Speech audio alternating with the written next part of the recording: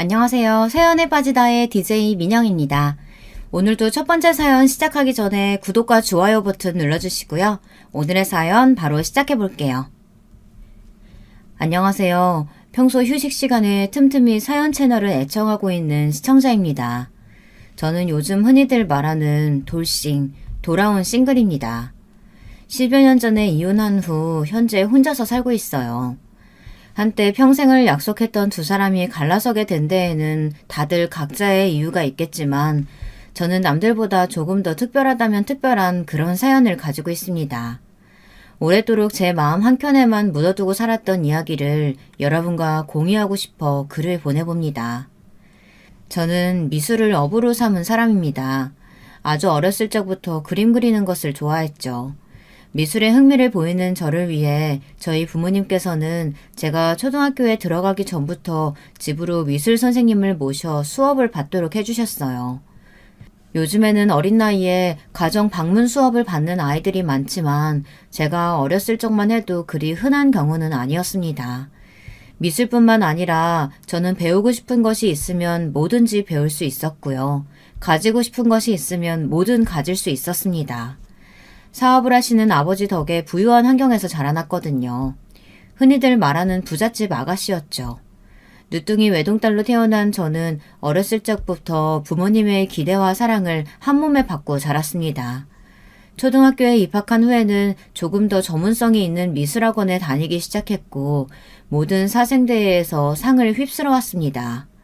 부모님께서는 그런 저를 자랑스러워하셨고 우리 딸은 미래에 유명한 화가가 될 거라며 엄지를 치켜세워 주셨습니다. 고등학교에 들어간 후 저는 미대 입시를 시작했습니다. 재료비며 학원비며 돈 들어갈 곳이 한둘이 아니었지만 저희 부모님께서는 항상 제게 아낌없는 지원을 해주셨습니다. 그렇게 저는 부모님의 뒷바라지 덕에 유명한 미술대학교에 입학하게 되었습니다. 대학을 졸업하고 나서는 외국으로 유학까지 떠났습니다. 좀 더 넓은 세상에서 많은 것을 공부하며 제 작품 세계를 넓히고 싶었기 때문이죠. 부모님께서는 항상 제 의견을 지지해 주시며 제가 원하는 것을 할 수 있도록 묵묵히 도와주셨습니다. 저는 그런 부모님 덕에 항상 자신감 있고 긍정적이고 스스로를 사랑하는 자존감 높은 사람으로 자라났습니다. 몇 년간의 유학 생활이 마무리되어 갈 때쯤 저는 외국에 정착하여 그곳에서 작품 활동을 시작할 예정이었습니다. 국내보다는 외국에서 작가 활동을 하는 것이 조금 더 많은 기회를 얻을 수 있을 것 같다는 생각 때문이었죠. 잘 지내지? 별일은 아니고 네 아버지가 요즘 건강이 많이 안 좋으셔. 너한테는 굳이 말하지 말라고 하셨는데 그래도 네가 알고는 있어야 할 것 같아서.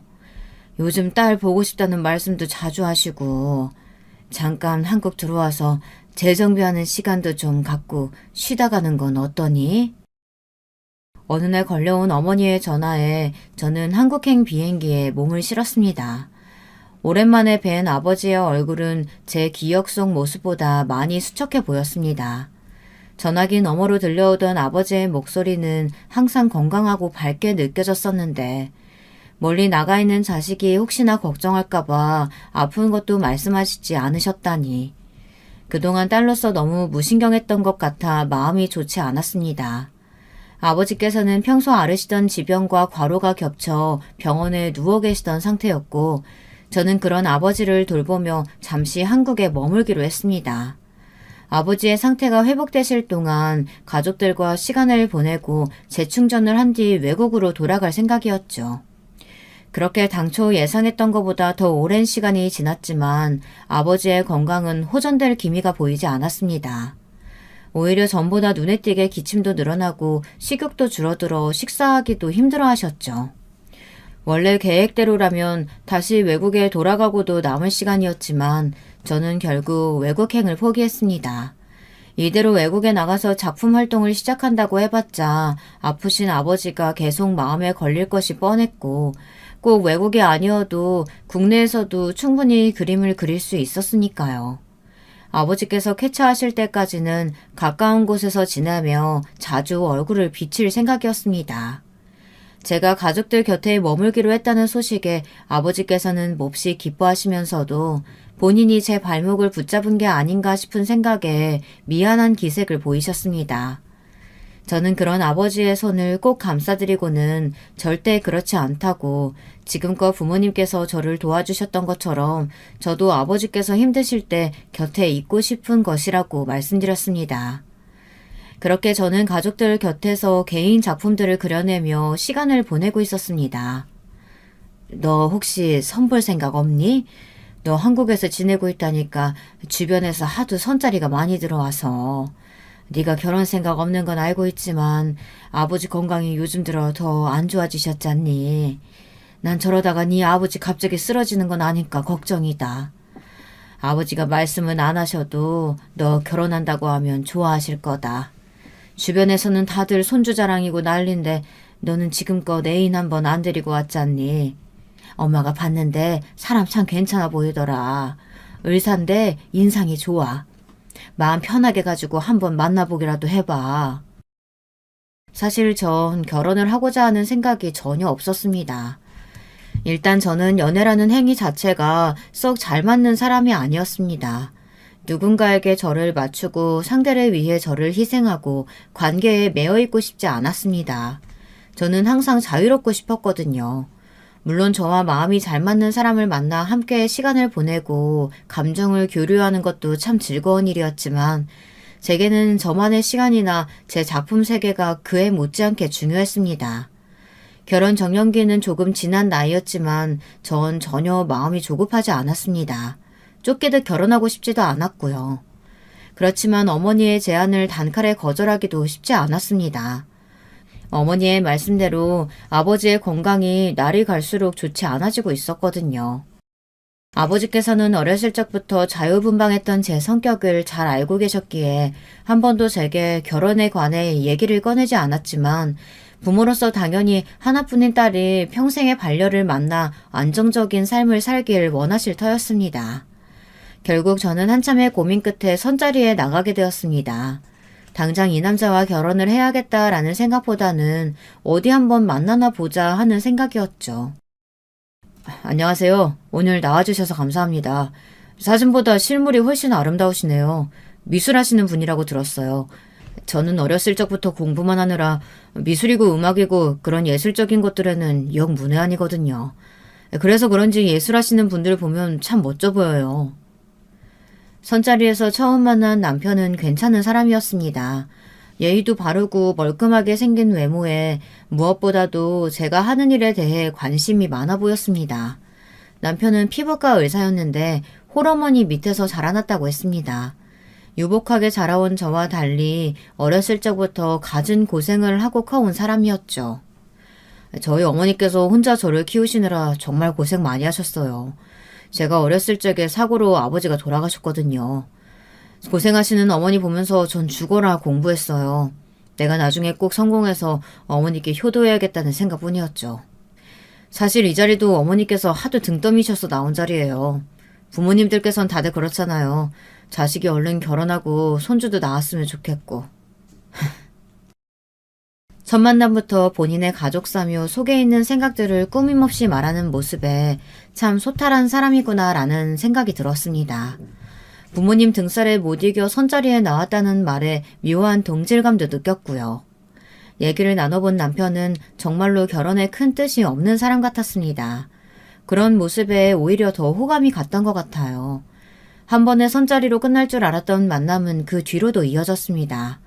저와 남편은 대화가 잘 통했고 결혼에 대한 가치관도 비슷했습니다. 결혼을 하더라도 각자의 시간과 의견을 존중해주고 집안일이나 육아도 한쪽에만 짐을 지우는 것이 아니라 서로 잘 분담하기를 원했습니다. 결국 그렇게 만남을 이어가던 저와 남편은 결혼을 약속하게 되었습니다. 부모님께서는 저의 결혼 소식에 몹시 기뻐하셨어요. 특히 아버지께서 눈에 띄게 건강이 좋아지셨습니다. 제 결혼식 전까지 회복해서 멋지게 신부 입장을 함께하고 싶어 하셨죠. 네? 강남에 병원을 내달라고요? 그래 새아가 내가 뭐 못할 말 했니? 왜 그렇게 놀라고 그래? 듣자하니 집에서 그림이나 그리면서 지낸다며. 의사 남편 얻으려면 이 정도는 당연히 해와야 하는 거 아니겠어? 잘 사는 친정 냅두고 어디다 써먹게? 많은 거 안 바란다. 강남에 병원 하나, 그리고 내 아들 출퇴근하기 편하게 근처에 아파트 하나 해와라. 어머니, 갑자기 이러시면 곤란해요. 강남에 병원이랑 아파트가 한두 푼도 아니고. 너 결혼하고 나서도 집안일이며 육아며 다 안 하겠다고 했다며? 집에서 내조 하나도 안 할 거면 결혼하면서 그 정도는 해와야 하는 거 아니야? 어머니, 제가 집안일이랑 육아를 안 하겠다는 게 아니고요. 서로 잘 분담해보자는 이야기였어요. 요즘은 시대가 바뀌어서 옛날이랑 달라요. 집에서 내조만 하면서 사는 여자들 별로 없어요. 시끄럽다. 듣기 싫으니까 내 아들이랑 결혼하려면 강남에 병원이랑 아파트 해와. 아니면 죽어도 결혼시킬 마음 없다. 시어머니께서 갑자기 고집을 부리시는 통에 머리가 아팠습니다.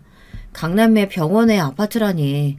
물론 아버지께 말씀드리면 준비하는데 큰 어려움은 없겠지만 제가 뭐가 부족하다고 이렇게까지 시어머니 비위를 맞춰가며 결혼을 해야 하는지 기분이 썩 좋지는 않았습니다. 남편은 그런 시어머니를 애써 변호하며 어머니께서 혼자 자신을 키우느라 성격이 많이 드세지셨다. 고집이 하도 세셔서 본인 말도 듣지 않는다. 당신이 이번 한 번만 눈 딱 감고 어머니 요구 들어주면 결혼하고 나서 평생 당신한테 다 바치고 감사하며 살겠다 애원을 했습니다. 처음에는 단호하게 거절하려던 저도 점점 마음이 흔들렸습니다. 제 결혼 소식에 기뻐 벌써부터 신부 입장 준비를 하시는 아버지도 그렇고 남편처럼 제 가치관을 존중해줄 만한 결혼 상대를 다시 만날 수 있을까 그런 불안감도 있었죠.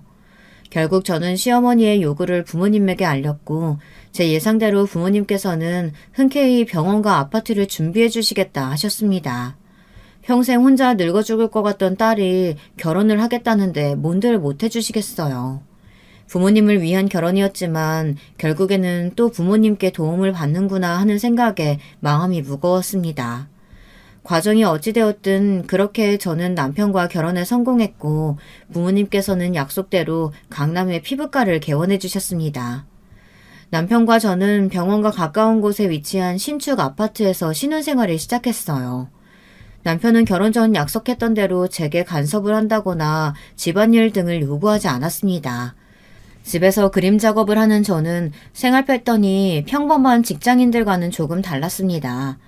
어느 날은 새벽까지 깨어 그림을 그리기도 하고 어느 날은 오후 7시면 잠에 들기도 했죠. 당연히 아침에 출근해 저녁 시간에 퇴근하는 남편과는 생활 패턴이 다를 수밖에 없었습니다. 자연스레 저와 남편은 각자 식사를 따로 하게 되었고 집에 더 오래 머무는 제가 집안 청소나 빨래 등을 맡게 되었습니다. 남편과는 얼굴을 맞대는 시간이 짧으니 당연히 대화할 일도 적었고 덕분에 사이가 더 가까워지진 않았지만 그렇다고 특별히 싸울 일도 없었습니다. 결혼 후 매일같이 찾아오실 것 같던 시어머니께서도 연락 한 통 없으셨고요. 원하셨던 대로 병원과 아파트를 해왔으니 더 이상 간섭할 마음이 없으신가 보다 하고 편하게 생각하던 차였습니다. 예, 넌 어떻게 된 애가 먼저 전화 한 통이 없니? 이러다 내가 갑자기 쓰러져 죽어도 모르겠다. 그깟 병원이랑 집 좀 해왔다고 만사가 해결되니? 그래도 며느리로서 기본적인 도리는 해야 될 거 아니야. 아유, 잘 사는 집안 딸이라고 아주 예의가 없어도 너무 없어. 죄송해요, 어머니. 안 그래도 전화 한번 드리려던 차였어요. 잘 지내세요? 잘 지내게는 퍽이나 잘 지내겠다. 너 때문에 우리 아들 걱정돼서 요새 잠도 통 못 잔다 내가. 하루 종일 집에 있는 네가 바깥 일하느라 바쁜 남편 위해서 밥 정도는 해줄 수 있는 거 아니니? 결혼한 지가 몇 달인데 마누라한테 따뜻한 밥 한 번 얻어먹어본 적이 없는 게 말이 돼? 어머니, 저도 집에서 쉬는 게 아니라 일하는 거예요. 남편하고는 식사 시간도 안 맞고요. 식사 외에는 청소며 빨래며 집안일 다 제가 도맡아 하고 있어요. 남편이 어머니한테 그래요? 제가 집에서 놀고 먹기만 하고 집안일은 하나도 안 한다고요? 얘가 어디 시어머니한테 말버릇이 그따위야? 그럼 의사가 바깥 일하느라 바쁘지 하루 종일 집에서 빈둥거리는 너 대신해서 집안일이나 하고 있을까? 잔말 말고 내일부터 당장 밥 차려줘라. 뚝 끊겨버린 전화에 어안이 벙벙했습니다. 다른 사람도 아니고 시어머니에게 2년 전년 소리를 들을 것이라고는 생각하지도 못했었기에 몹시 기분이 상하기도 했고요. 그날 밤 병원에서 돌아온 남편에게 낮에 있었던 통화 내용을 말해주니 남편도 당황한 기색이었습니다. 어머니께서 전화로 그런 말을 하셨어? 오늘 오랜만에 연락 와서 어떻게 지내는지 말씀드렸더니 속이 좀 상하셨나 보네. 당신이 너그럽게 넘어가줘. 오늘은 그냥 넘어간다 쳐도 앞으로도 이렇게 계속 간섭하시면? 우리 애초에 결혼할 때부터 서로 생활 존중해주고 집안일도 분담해서 하기로 했잖아. 어머니께서는 꼭 내가 집에서 놀고 먹기만 하는 것처럼 말씀하시던데 나도 집에서 일하는 거야. 당신 병원일 때문에 바쁘기도 하고 내가 집에서 보내는 시간이 더 기니까 빨래며 청소며 별말 없이 도맡아 하는 거고. 나도 일하느라 밥 제대로 못 챙겨 먹을 때 많아. 그러니까 당신이 어머니한테 주의 좀 드려. 듣다 보니까 기분이 좀 그러네. 우리 어머니는 하나뿐인 아들 걱정해서 그렇게 말씀하신 건데 좋게 좋게 좀 넘어가주면 안 돼? 솔직히 엄청 틀린 말도 아니잖아. 당신이 집에서 일하는 건 알겠는데 밥 정도는 차려줄 수 있는 거 아닌가? 내가 뭐 팔첩반상을 바라는 것도 아니고. 뭐? 당신 지금 뭐라 그랬어? 아니, 당신이 결혼할 때 이 집이랑 병원 해준 거 고맙게 생각하긴 한데 언제까지 그걸로 유세 떨 거야? 평생 이것 때문에 내가 당신한테 머리 조아리면서 살아야 돼? 솔직히 숨 막혀서 집에 들어오기도 싫어. 싸우기 싫어서 먼저 말 안 꺼냈는데 진짜 이 정도일 줄은 몰랐어. 이렇게 기본적인 것도 안 하는 여자일 줄은 상상도 못했다고. 이제 와서 그게 무슨 소리야? 우리 결혼할 때부터 다 약속했던 거잖아. 나 미수라는 사람이라 멋지고 좋다며. 평범한 사람들이랑 생활 패턴 다른 것도 다 이해한다. 내조 같은 거 필요 없다. 알아서 하겠다. 그렇게 말했던 게 누군데? 강남의 병원이랑 집 해오면서 평생 나한테 맞춰주며 살겠다더니. 그리고 뭐? 기본적인 것도 안 하는 여자? 누가 들으면 내가 살림 하나도 안 하고 방치하는 사람인 줄 알겠다. 당신 지금 입고 있는 와이셔츠 누가 빨고 누가 다려놓은 건데. 당신 퇴근하면 손 하나 까딱 안 하고 배달 음식이나 시켜먹고 치우지도 않고 들어가잖아. 그럼 내가 새벽에 작업 마치고 나서 치우고 설거지하고 청소며 걸레질이며. 당신 결혼하고 나서 한 번이라도 해본 적 있어? 그런 건 당연히 집에 오래 있는 당신이 해야 되는 일 아니야? 하루 종일 집에 있는 아내가 남편 밥 하나 안 차려줘서 배달 음식 시켜먹게 하는 게 무슨 자랑이라고 큰 소리를 쳐. 그리고 이깟 와이셔츠 하나 다려놓은 게 그렇게 힘든 일이냐? 당신 부잣집 아가씨라 귀하게 큰 건 알겠는데 이 정도는 다른 집 여자들도 다 하고 사는 일이야. 돈도 안 되는 그림 조각이나 하루 종일 끄적이 대면서 뭘 그렇게 유세야? 남편 입에서 쏟아져 나온 말들은 정말 충격 그 자체였습니다. 제가 알던 사람이 맞나 싶었어요. 지금껏 저와 결혼하기 위해서 거짓말로 인격을 꾸며냈나 싶을 정도였죠. 내가 이런 사람한테 속아서 강남의 병원이랑 집까지 마련해오며 결혼을 했구나. 이런 후회가 밀려왔고 참을 수 없는 분노에 눈물만 흘렀습니다. 남편은 우는 저를 내버려두곤 방으로 들어가 버렸고 저는 그렇게 밤새 거실에서 홀로 울었습니다. 결혼식장에서 누구보다도 행복한 얼굴로 제 손을 잡고 걸어가시던 아버지, 저를 꼭 껴안아 주시며 눈물을 터뜨리시던 어머니가 생각나 더욱더 괴로웠습니다. 스스로 선택한 반려였으니 원망할 사람도 책임을 미룰 곳도 없었습니다. 그렇게 다음날 아침이 되었고 저는 그날부터 완전히 남편과 남남처럼 지내게 되었습니다. 애초에 사랑 없이 서로의 조건만 보고 시작된 관계였으니 남남처럼 지내는 것이 그리 어렵지는 않았습니다. 어쩌다 출퇴근하는 남편과 마주쳐도 서로 인사는커녕 눈길조차 주지 않고 쌩 나가버리고는 했죠. 남편은 점점 집에 들어오는 시간이 늦어졌습니다. 아마도 술을 마시고 다니는 것 같았어요. 요즘 많이 바쁘니? 전화도 자주 하던 애가 통 연락이 없어서. 남편하고는 잘 지내고? 요즘 아버지가 많이 안 좋으시다. 회사 일도 잘 못 보시고 아예 병원에 누워 계셔. 식사도 자주 거르시고 얼굴이 아주 반쪽이 됐다니까. 사위랑 같이 한번 와. 너 얼굴 보면 기운 좀 차리실 것 같아. 남편과의 결혼 생활이 엉망이 된 후 한동안 저 스스로를 돌볼 정신도 없어 부모님께 연락을 드리지 못했습니다. 어머니의 정성스런 간호에도 불구하고 아버지의 건강은 날이 갈수록 악화되었고 결국 회사 일도 제대로 보시지 못할 정도로 쇠약해지셨다는 어머니의 연락에 급하게 병원으로 찾아갔습니다. 어머니의 말씀대로 아버지는 살이 많이 빠지셔서 몹시 수척해 보이셨습니다. 이런 아버지께 마음의 짐을 더 얹어드릴 수 없어 차마 남편과의 일은 말할 수가 없었습니다. 그저 남편이 병원 일 때문에 바빠서 함께 오지 못했다. 문제없이 잘 지내고 있다고만 이야기했죠. 그래, 잘 지내고 있다니 다행이다. 그러고 보니 너희도 결혼한 지 벌써 1년이나 다 돼가는구나. 슬슬 좋은 소식 들려줬으면 좋겠는데. 아버지의 말씀에 굳어지는 표정을 숨기기 어려웠습니다. 결혼을 했으니 당연히 다음으로는 손주를 기대하실 차례였죠. 아버지 입장에서는 당연한 바람이었지만 그 말씀에 저는 마음이 너무나 무거웠습니다. 대화조차 하지 않는 남편과의 사이에서 어떻게 이세가 생길 수가 있겠어요. 그저 어색하게 웃으며 노력해보겠다며 말끝을 흐릴 뿐이었습니다. 그렇게 짧은 만남을 뒤로하고 집에 돌아오자 정적이 저를 반겨주었습니다. 분명 부부가 함께 살고 있는 집이었지만 아무런 온기가 느껴지지 않았어요.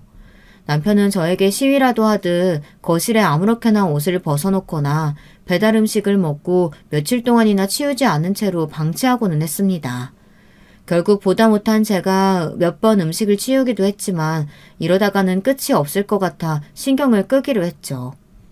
제가 사용하는 작업실이나 주방, 화장실 같은 공간은 깨끗하게 관리했지만 남편이 쓰는 방이나 서재는 일절 들어가 보지도 않았습니다. 보나마나 더러운 꼴일 것이 뻔했죠. 평생 공부만 하며 자라왔다는 남편의 말대로 남편은 기본적인 집안일조차 할 줄 몰랐거든요. 아마 사소한 것까지 모두 시어머니의 손을 타며 자라온 것 같았습니다. 점점 귀가 시간이 늦어지던 남편은 외박하는 일도 잦아졌습니다. 병원에서 먹고 지내는지 아니면 시댁에 가서 자고 오는 건지 알 수가 없었어요. 여보, 내가 그동안 잘못했어. 당신 친정에서 해준 병원, 집, 이렇게 커다란 은혜를 받고도 내가 잠시 미쳤었나 봐. 한동안 당신하고 냉랭하게 지내보니 이제야 알겠어. 나 당신 사랑해. 이제 다시는 당신한테 집안일이다 뭐다 그런 소리 안 할게. 당신 밥까지 내가 차릴게. 그러니까 우리 다시 예전처럼 돌아가자. 이혼할 거 아니잖아. 부부처럼은 살아야지. 장인어른 몸도 편찮으신데 잘 사는 모습 보여드리자. 어? 무슨 바람이 분 건지 그렇게 밖으로 나돌던 남편이 갑자기 제게 용서를 구하더라고요. 저도 의미 없는 결혼 생활에 슬슬 지쳐가던 차였습니다. 매일같이 어질러져 있던 집과 술에 취해 들어오는 남편, 서로 없는 사람 취급하며 살던 나날들. 제 눈앞에서 싹싹 빌고 있는 남편의 얼굴이 솔직히 가증스럽게 느껴지긴 했지만 저는 남편의 화해 요청을 받아들였습니다. 저도 더 이상 이런 결혼 생활을 지속하고 싶지는 않았거든요. 남편은 그날 이후로 정말 다른 사람처럼 변했습니다. 출근하면서 제 아침밥을 차려놓고 가질 않나 퇴근 후에는 청소기며 걸레질이며 집안 청소를 나서서 하고 생전하지도 않던 빨래를 돌려 다림질까지 해놓더라고요. 물론 집안일에 전혀 능숙하지 않은 사람이라 결과물은 영 시원찮았지만 그래도 성의를 보인다는 것이 중요했습니다. 연애 시절처럼 옆에 앉아 도란도란 이야기를 나누는 일이 늘어났고 틀어졌던 남편과의 저의 사이는 점점 회복되었죠. 아주 다정한 인꼬 부부까지는 아니어도 서로 없는 사람 취급하던 지난 날들과는 비교도 되지 않을 정도였죠. 그러던 어느 날 남편이 제게 조심스럽게 물어왔습니다. 이제 슬슬 아이를 가질 때도 되지 않았냐면서요. 물론 저는 딱히 이세를 가지고 싶은 생각은 없었습니다. 애초에 결혼해도 뜻이 없었는데 자식은 더욱더 계획에 없었던 일이었죠. 그치만 병상에 누워 계시는 아버지의 얼굴을 떠올리면 마음 한켠이 불편해지기는 했습니다. 우리 나이도 있고 양가 어른들께서도 손주 기다리시는 것 같고 내가 앞으로 정말 잘할게. 아이 가지면 분명 우리 사이도 끈끈해질 거야. 당신 닮은 예쁜 아기 낳고 싶어. 우리 같이 노력해보자. 결국 남편의 부탁에 고개를 끄덕였고 그 뒤로 저와 남편은 이세를 갖기 위해 많은 노력을 기울였습니다. 아이를 갖기에 그리 젊은 나이는 아니었지만 얼마 지나지 않아 운이 좋게도 임신이 되었고 이 소식을 들으신 아버지께서는 몹시 기뻐하셨습니다. 기뻐하시는 아버지의 얼굴을 보니 저도 마음이 한결 가벼워지더라고요. 솔직히 처음에는 제 뱃속에 생명이 생겼다는 사실 자체가 참 얼떨떨했습니다. 남편은 임신한 저를 거의 신주단지 모시듯 굴었습니다. 조금이라도 무거운 물건을 들려고 하면 후다닥 달려와 대신했고 임산부에게 좋다는 각종 음식을 사다 날랐으며 제가 새벽까지 작업을 하고 있으면 몸에 좋지 않다며 잔소리를 하기도 했죠. 그런 모습이 조금 어색하지만 마냥 싫지만은 않았습니다. 항상 타박만 하시던 시어머니께서도 언제 그랬냐는 듯이 친절한 목소리로 제 안부를 물어오시곤 하셨습니다. 아이가 생기니 이제야 제대로 된 부부 사이가 된 것 같다는 생각이 들었죠. 보통 임산부들은 14주에서 16주 사이에 입덧이 많이들 사라진다고 하지만 저는 이상하게도 입덧을 상당히 오래 했습니다. 그것도 아주 심한 입덧이었습니다. 음식을 입에 넣기는커녕 냄새만 맡아도 구역질을 할 정도였으니까요. 임신 초기에는 과하게 호들갑을 떨며 걱정하던 남편도 나중에는 조금씩 짜증을 내기 시작했습니다. 다들 시간이 지나면 괜찮아진다고들 하는데 당신은 왜 이렇게 유난이냐면서요. 음식 냄새만 맡아도 헛구역질을 하는 저 때문에 남편은 집에서 제대로 된 식사를 하지 못했으니 미안한 마음이 들기는 했죠. 그렇지만 한번 시작된 남편의 투정은 날이 갈수록 심해졌습니다. 원래도 마른 체구에 그리 건강한 체질이 아니었던 저는 입덧으로 살이 5kg 가까이 빠졌고 입덧뿐만 아니라 각종 임신성 질병과 컨디션 저하로 몹시 예민한 상태였습니다. 당연히 같이 살고 있는 남편에게 그 짜증이 자주 돌아가게 되었고 처음에는 어느 정도 받아주던 남편도 갈수록 태도가 눈에 띄게 까칠해졌습니다. 도대체 언제까지 그렇게 짜증만 낼 건데? 남들 다 아는 임신인데 당신은 왜 그렇게 유세야? 뭐든 어떻게 그냥 넘어가는 법이 없어. 짜증 받아주는 것도 이제 지친다. 뭐 애를 나 하나 좋자고 가졌어?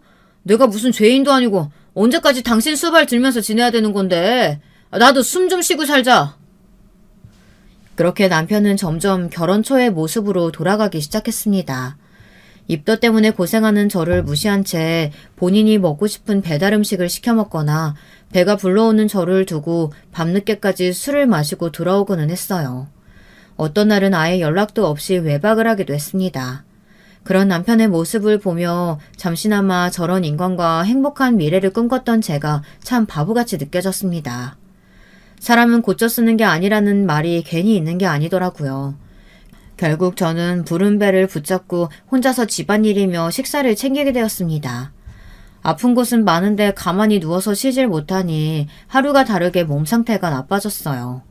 이유 모를 복통도 자주 찾아왔습니다. 그날도 아침부터 복통이 몹시 심했던 걸로 기억합니다. 눈을 뜨자마자 찾아온 복통에 간신히 화장실로 기어가 숨을 헐떡이고 있는데 출근 준비를 하던 남편은 그런 저를 힐끗 보고는 아무렇지 않다는 표정으로 집을 나섰습니다. 닫힌 문 뒤로 몰려오는 서러움에 화장실 앞에 주저앉아 한참을 울었던 것 같습니다. 한참을 울고 나니 울렁거리는 속에 뭐라도 집어넣어야겠다 싶어 자리에서 일어나는데 순간 아랫배에 지금까지 느껴보지 못한 통증이 찾아왔습니다.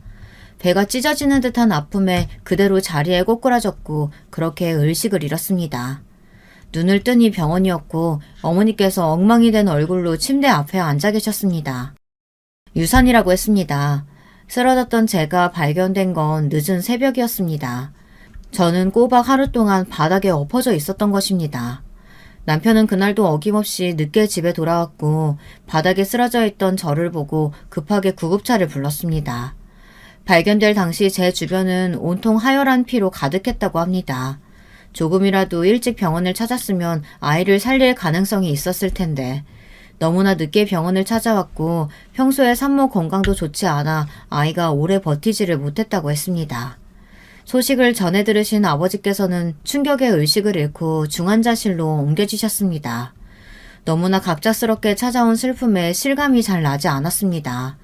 밤마다 아픈 배와 울렁거리는 속을 붙잡고 잠들 때면 왜 이렇게까지 나를 고산스럽게 만드나 아이가 원망스러울 때도 있었지만 막상 뱃속에서 자라나던 생명을 잃고 나니 엄청난 슬픔이 저를 찾아왔어요. 슬픔이라는 짧은 단어로는 전부 설명할 수 없는 감정이었습니다. 그러게 임신한 몸으로 뭐하러 그렇게 무리를 하니? 아휴 미련하기는. 에휴 나도 드디어 손주 한번 안아보나 했더니 결국 이렇게 되는구나. 병실에 찾아와 위로는커녕 악담을 늘어놓는 시어머니를 보고서는 아무 감정도 들지 않았습니다. 그저 텅 빈 눈동자로 시어머니를 바라볼 뿐이었죠. 그건 남편에게도 마찬가지였습니다. 더 이상 남편이 원망스럽거나 섭섭하게 느껴지지 않았어요. 당시 저에게는 세상 그 어느 것도 의미 있게 느껴지질 않았습니다. 그렇게 좋아하던 그림도 손에 잡히질 않았고 하루 종일 멍하니 앉아서 아무것도 하지 않고 하루를 보낼 때가 많았습니다. 예, 어쩜 좋으니 아버지 회사가 부도가 났단다. 불행은 불행을 찾아온다고 했던가요. 엎친 데 덮친 격으로 얼마 지나지 않아 아버지께서 운영하시던 회사가 부도가 났습니다. 아버지께서 병상에 누워 계시는 틈을 타 부장 한 명이 운영자금을 빼돌려 달아났다고 했습니다. 수장이 없는 회사는 급격하게 흔들렸고 결국 그대로 파산을 맞고 말았죠.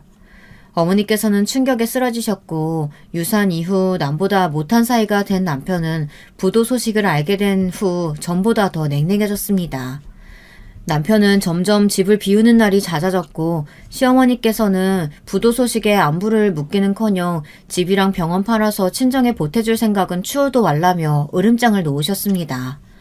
몸과 마음이 모두 지쳐가던 저는 결국 자리에 눕게 되었고 제가 손을 놓자 점점 쌓여가는 집안일에 남편이 연락을 드렸는지 얼마 지나지 않아 시어머니께서 저희 집을 방문하셨습니다. 시어머니께서는 집에 들어서자마자 숟가락 하나 들 힘조차 없던 제게 남편 밥은 어떻게 하고 있냐, 집안 꼴이 이게 뭐냐 잔소리를 쏟아내셨습니다. 그런 시어머니를 상대하기에 너무 지쳐있던 저는 그저 죄송하다며 고개를 숙이고는 방에 들어가 죽은 듯이 누워있었죠. 언제까지 저런 애랑 같이 살래? 집이며 병원이며 뽑아먹을 것도 다 뽑아먹었잖아. 더 이상 나을 것도 없는 집구석에 애 하나 제대로 낳기를 해, 내조를 잘하기를 해.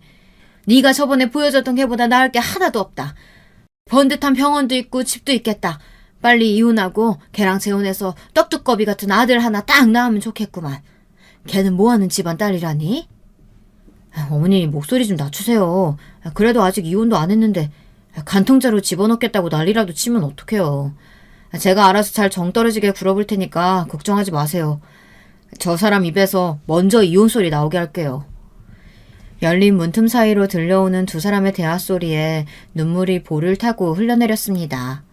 내가 겨우 이런 꼴을 보자고 피 같은 아버지 재산으로 저딴 연놈들에게 병원과 집을 가져다 바쳤구나. 과거의 스스로가 너무나 원망스럽고 비통했습니다.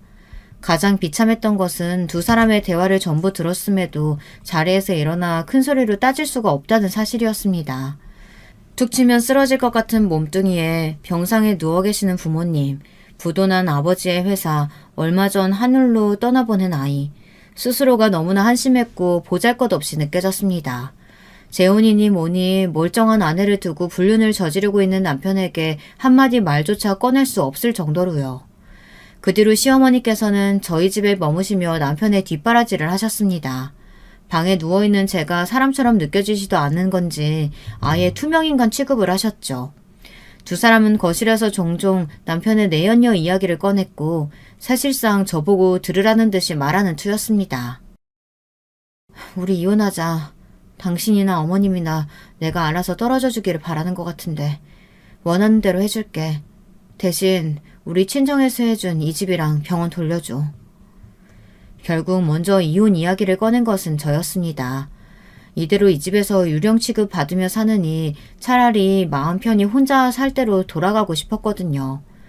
그러나 병원과 집을 돌려달라는 제 말에 두 사람은 코웃음을 쳤습니다. 예, 너 뭔가 단단히 착각하고 있는 모양인데 병원 계약이며 사업자며 이 집 명의며 전부 우리 아들 이름으로 되어 있는데 우리가 이걸 너한테 돌려줘야 할 이유가 뭐니? 게다가 자식 하나 제대로 못 낳는 여자가 뭐가 그렇게 살랐다고 눈에 쌍심지를 켜고 이혼 얘기를 꺼내? 죄송합니다. 싹싹 빌면서 사정에도 모자를 파네. 어머님, 아무리 명의가 다 남편 이름으로 되어 있다고 해도 전부 결혼 후에 저희 친정에서 마련해준 것들이잖아요. 어머니께서 원하시는 대로 이혼해 드릴 테니 그 여자 데려와서 애 낳게 하세요. 일부러 저 들으라고 계속 얘기하시는 거 아니에요? 짝 하는 큰소리와 함께 볼이 얼얼해졌습니다. 태어나 처음으로 맞아본 따기에 눈앞이 캄캄해졌죠. 그대로 바닥에 쓰러지듯 엎어지고 나서야 상황 파악이 되더군요. 가진 거라곤 부모 돈밖에 없던 년이 손에 쥔 게 없으니 이제 눈에 뵈는 게 없나 보지? 그래, 네 말대로 훨씬 참한 며느리 데려다 손주 볼 테니까 좋은 말로 할 때 알아서 떨어져 나가라. 너 같은 애한테 돌려줄 건 아무것도 없으니까. 눈앞이 핑핑 돌고 눈물이 쏟아졌습니다. 바닥에 엎드려 숨을 헐떡이는 저를 짐승 쳐다보듯 내려다보던 남편의 눈빛이 아직도 생생합니다.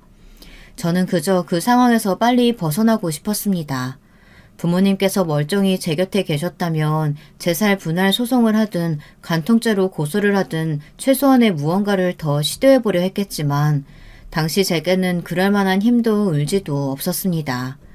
결국 저는 그렇게 제가 가져왔던 것들을 모두 잃은 채로 남편과 갈라섰습니다. 솔직히 말하자면 나쁜 생각도 많이 했습니다. 그러나 병상에 누워 계시는 부모님을 생각하며 죽을 힘으로 버텼습니다. 저마저 잘못되면 아프신 부모님을 돌볼 사람이 아무도 없다는 생각에 억지로라도 잘 지내보려고 애썼죠.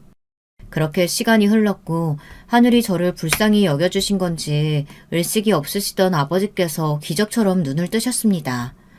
그날 아버지 품에서 얼마나 많은 눈물을 쏟아냈는지 기억도 나지 않습니다. 얼마 지나지 않아 어머니께서도 기운을 차리고 일어나셨고 그렇게 저희 가족은 다시 3명이 됐습니다. 제가 빈손으로 쫓겨나듯 이혼당했다는 사실을 전해 들으신 아버지께서는 몹시 분노하셨습니다.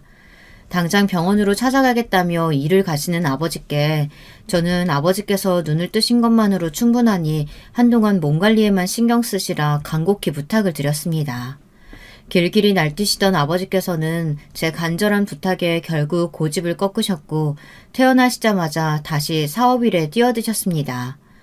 아버지께서는 워낙 사업 수완이 좋으신 분이었고 회사 일을 오래 하시며 다양한 인맥을 쌓으셨기에 다시 사업 기반을 다지는 것은 크게 어려운 일이 아니었습니다. 물론 규모는 예전에 운영하던 회사와 비할 바가 못됐지만 휘청이던 저희 집안은 어느 정도 안정감을 찾게 되었죠.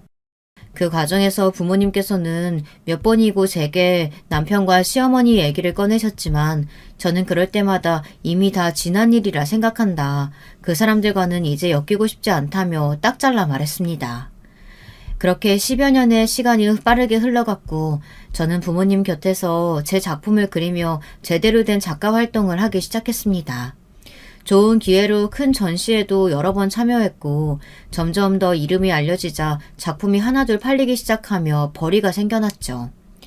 아버지의 사업도 크게 번창해서 전에 회사보다 훨씬 더 큰 규모가 되었습니다. 행복과 안정감을 찾기 위한 결혼이었는데 오히려 이혼을 하고 나서 작가 활동이며 아버지 회사며 모든 일들이 더 술술 잘 풀렸죠. 전해 듣기로 남편은 그때 그 내연녀와 재혼하여 아이도 낳고 잘 살고 있다고 했습니다. 부모님께는 괜찮다고 말씀드리긴 했지만 가끔 남편과 시어머니 그리고 얼굴도 모르는 그 내연녀와 아이를 생각하면 가슴 한켠에 원망과 억울함이 차오를 때가 있었습니다. 행복하게 살고 있을 그들을 생각하면 때로는 분노가 치밀기도 했죠. 그러나 그럴 때마다 이미 다 지나가 버린 일이다. 나와는 이제 상관없는 사람들이다 생각하며 애써 마음을 진정시키고는 했습니다. 오늘 저녁에 중요한 약속이 있으니 최대한 잘 차려입고 나와라. 그러던 어느 날이었습니다. 중요한 저녁 약속이 있다는 아버지의 말씀에 의문이 들었지만 일단 시키는 대로 예쁘게 차려입고 약속 장소를 향했습니다. 이전에도 몇 번 사업 관계자분들이나 아버지 친구분들을 뵌 적이 있어 그런 류의 만남인 줄로만 생각했죠. 약속 장소는 굉장히 고급스러운 한정식 집이었고 아버지를 따라 들어간 방에는 생각지도 못했던 사람이 앉아 있었습니다. 당신들이 여긴 어떻게? 10년 만에 만나는 남편은 몹시 당황스러워 보이는 얼굴이었습니다. 이 상황이 당황스럽기는 저도 마찬가지였죠. 그러나 아버지께서는 예상하시고 계셨다는 듯 덤덤한 표정이셨습니다. 부녀가 다정하게 나들이라도 나왔나 봅니다. 이런 비싼 식당을 다 오고. 어디 돈 많은 놈 물어서 재혼이라도 한 모양이죠? 방을 착각한 모양인데 저는 아주 중요한 약속이 있어서요. 그닥 반가운 사이도 아닌데 빨리 나가주시죠. 10년 만에 만난 장인한테 한다는 말이 겨우 그건가? 혹시나 했지만 역시나 일말의 선처도 해줄 필요가 없어 보이는군. 장인은 무슨 저 사람이랑 갈라선 지가 언젠데. 그리고 선처라니 오래 자리에 누워 계시다 보니까 머리가 어떻게 되기라도 하셨어요? 중요한 만남 있으니까 당장 딸 데리고 나가시라고요. 자네 오늘 건물주 만나러 나온 자리 아닌가? 그걸 어떻게? 아버지께서는 테이블 위로 종이봉투를 툭 던지셨습니다. 바로 내가 그 건물주거든. 연장 계약서네. 지금 자네가 나와 딸 앞에서 벌레처럼 납작하게 엎드려 빌면 작성할 마음이 조금 생길지도 모르겠는데. 아버지의 말씀에 남편은 표정이 급속도로 굳어지더니 떨리는 손으로 종이봉투를 아무렇게나 뜯어냈습니다. 종이봉투 안에 들어있던 서류는 아버지 말씀대로 병원 연장 계약서였습니다. 벌벌 떨며 계약서 내용을 확인하던 남편은 이내 저와 아버지를 죽일 듯이 노려보더군요. 여기 병원 닫는다고 내가 다시 병원 못 열 것 같아? 어차피 보증금 돌려받으면 대출 좀 받아서 다른 곳에서 열면 되는 일이야. 겨우 이런 걸로 뭐? 벌레처럼 엎드려서 빌어? 남편은 들고 있던 서류를 아무렇게나 바닥에 팽개친 뒤 자리에서 벌떡 일어섰습니다. 금방이라도 주먹을 휘두를 듯한 모습에 심장이 쿵쾅쿵쾅 뛰었죠. 그래? 그렇지 않아도 요즘 병원 장사가 잘 안 되는 걸로 알고 있는데 손님들이 아주 불만이 많다지? 새로운 곳에 터 잡고 개원한다고 한들 단골이 하나도 없는데 이전처럼 병원 운영이 될까? 당신 뭐야? 요즘 병원에 이상한 소문 퍼뜨린 게 당신이야? 어? 당신들 영업방해죄로 싹 다 고소할 거야. 내가 가만 안 둘 거라고! 아버지의 말에 당황한 기색이 역력해 보이던 남편은 소리를 지르고는 도망치듯 방을 뛰쳐나갔습니다. 도무지 이해가 되질 않는 상황에 혼란스러운 눈으로 아버지를 바라보니 아버지께서는 그제야 제게 그동안의 일들을 말씀해 주셨습니다. 10년 전 부모님께서 병상에 누워 계시고 제가 빈손으로 이혼당했던 그때부터 아버지께서는 복수의 칼날을 갈아오셨다고 합니다. 너는 괜찮다고 다 지난 일이라고 말하긴 했지만 어떻게 이런 일을 당하고도 속이 괜찮을 수가 있겠니? 가만히 묻어둔다고 해결될 상처가 아니야. 나는 네 속이 그렇게 까맣게 타들어가는 꼴 도저히 두고 볼 수 없었다. 아버지께서는 차곡차곡 모아오셨던 돈으로 계약이 끝나는 시점에 맞춰 남편의 병원 건물을 구입하셨습니다. 다행히도 해당 건물에 원래 건물주와 친분이 있던 사이라 매매가 수월했죠. 그리고 남편에게 월세를 5배 올리지 않으면 재계약은 없을 것이라고 통보했습니다. 그렇지 않아도 최근 들어 병원에 도는 이상한 소문들로 손님이 부쩍 줄어들었던 탓에 사정이 어려웠던 남편은 건물주를 설득하기 위해 자리를 마련했던 것이었죠. 병원에서 도는 소문들이란 남편의 피부과에서 진료를 받고 오히려 상태가 좋지 않아졌다거나 싸구려 제품들을 사용한다거나 원장이 직접 진료를 보지 않고 간호사들에게 전부 맡기고 다닌다는 등 대부분 병원 서비스에 관련된 이야기들이었습니다. 남편을 음해하기 위해 거짓으로 꾸며낸 소문이신 거냐 물으니 아버지께서는 고개를 저으셨습니다. 너도 기억하지? 네 남편이 병원 처음 열었을 때 손님이 하도 없어서 내 지인들한테 소개해줬던 거 말이야. 나중에서야 전해 들었는데 그때부터 병원 서비스에 문제가 있던 모양이야. 그동안은 내 얼굴 봐서 참고 다녔었는데 다들 네가 이혼했다는 사실 알고는 발길을 끊었다고 하더라. 난 거기에 그저 몇 마디 얹어서 소문이 돌게끔 했을 뿐이지. 원래 아니 땐 굴뚝에는 연기가 나지 않는 법이야. 그렇게 저는 복잡한 마음으로 집에 돌아왔고 얼마 지나지 않아 남편은 결국 병원 문을 닫았다고 하더라고요. 아버지께서는 보증금을 남편의 아내, 즉 내연녀에게 전달했다고 하셨습니다. 사실상 아버지의 주머니에서 나온 돈인데 그 돈을 다시 돌려줘야 하다니 법이란 게 참 억울하게 느껴질 때도 있구나 하는 생각이 들었죠. 그러나 아버지께서는 그 돈은 남편의 손이 아닌 사회로 돌아갔다고 말씀하셨습니다. 무슨 말인지 이해가 잘 되지 않아 다시 여쭤보니 보증금을 받은 내연녀는 그 돈을 한 푼도 남기지 않고 전부 익명으로 기부했다고 했습니다. 그 여자랑 그놈 사이에 있던 자식 있지? 그 애가 알고 보니 그놈 친자식이 아니더라. 부인이라는 여자가 아이를 데리고 친애비를 만나러 다니더라고. 그놈 뒷좌설을 하다가 우연히 알게 됐지 뭐냐. 입 다물어 줄 테니 보증금 받은 걸 그대로 기부하라고 했다. 처음엔 못하겠다고 버티더니 남편이 술집에서 다른 여자들하고 놀아나는 사진 보여주니 알겠다고 하더라. 끼리끼리 만난 거지. 개벌은 난 못 준다고. 지 새끼는 아니지만 가정도 있는 놈이 아직도 정신 못 차리고 그러고 다니고 있으니 아휴. 보증금을 돌려받지 못한 남편은 얼마 지나지 않아 어떻게 주소를 알았는지 저희 집 앞에 찾아왔습니다. 기세등등했던 모습은 어디 가고 아주 초췌한 얼굴이더라고요. 그런 남편의 옆에는 못 본 새에 몹시 수척해지신 시어머니도 함께였습니다. 두 사람은 아스팔트 위에 무릎을 꿇고는 제 앞에 머리를 바짝 숙였습니다. 내가 정말 잘못했다, 아가. 너한테 죽을 죄를 지었어. 제발 한 번만 도와주렴. 내가 이렇게까지 빌 테니 제발. 이 늙은이가 불쌍하지도 않니? 불쌍하기는요. 불쌍한 건 당신들 손에 빈털터리로 쫓겨났던 10년 전의 저겠죠. 아니, 이제 보니 좀 불쌍하긴 하네요. 그 연세에 다 큰 아들 뒷바라지 하시느라 아스팔트 바닥에 무릎까지 꿇으시고. 미안하다. 그때 네가 유산했을 때 내가 얼마나 가슴이 미어졌는지 모른다. 손주가 어찌나 보고 싶었는지. 그래, 맞아. 애가 무슨 죄가 있겠니. 그래도 애는 먹여 살려야 하지 않겠어? 응? 애요? 아, 그 내연녀 사이에서 나왔다던. 근데요, 어머니, 그 아이 이상하게 남편은 하나도 안 닮지 않았어요? 부인은 왜 갑자기 이유도 없이 보증금을 전부 기부해버렸을까요? 의심해 보신 적 없으세요? 당신 그게 무슨 말이야? 우리 애가 내 친자식이 아니라는 얘기야? 그걸 왜 나한테 물어봐. 돌아가서 지금 네 부인한테 물어봐야지. 남의 집 앞에서 행패 부리지 말고 빨리 꺼져. 당신, 아니 여보, 우리 예정을 생각해서라도 제발 도와주라. 나 이대로면 진짜 죽어. 내가 당신 신발이라도 할 테까? 어? 어떻게 하면 용서해줄래? 바닥에 납작 엎드려서 신발이라도 핥을 기세로 구차하게 비는 남편의 모습을 보니 너무나도 한심하더라고요.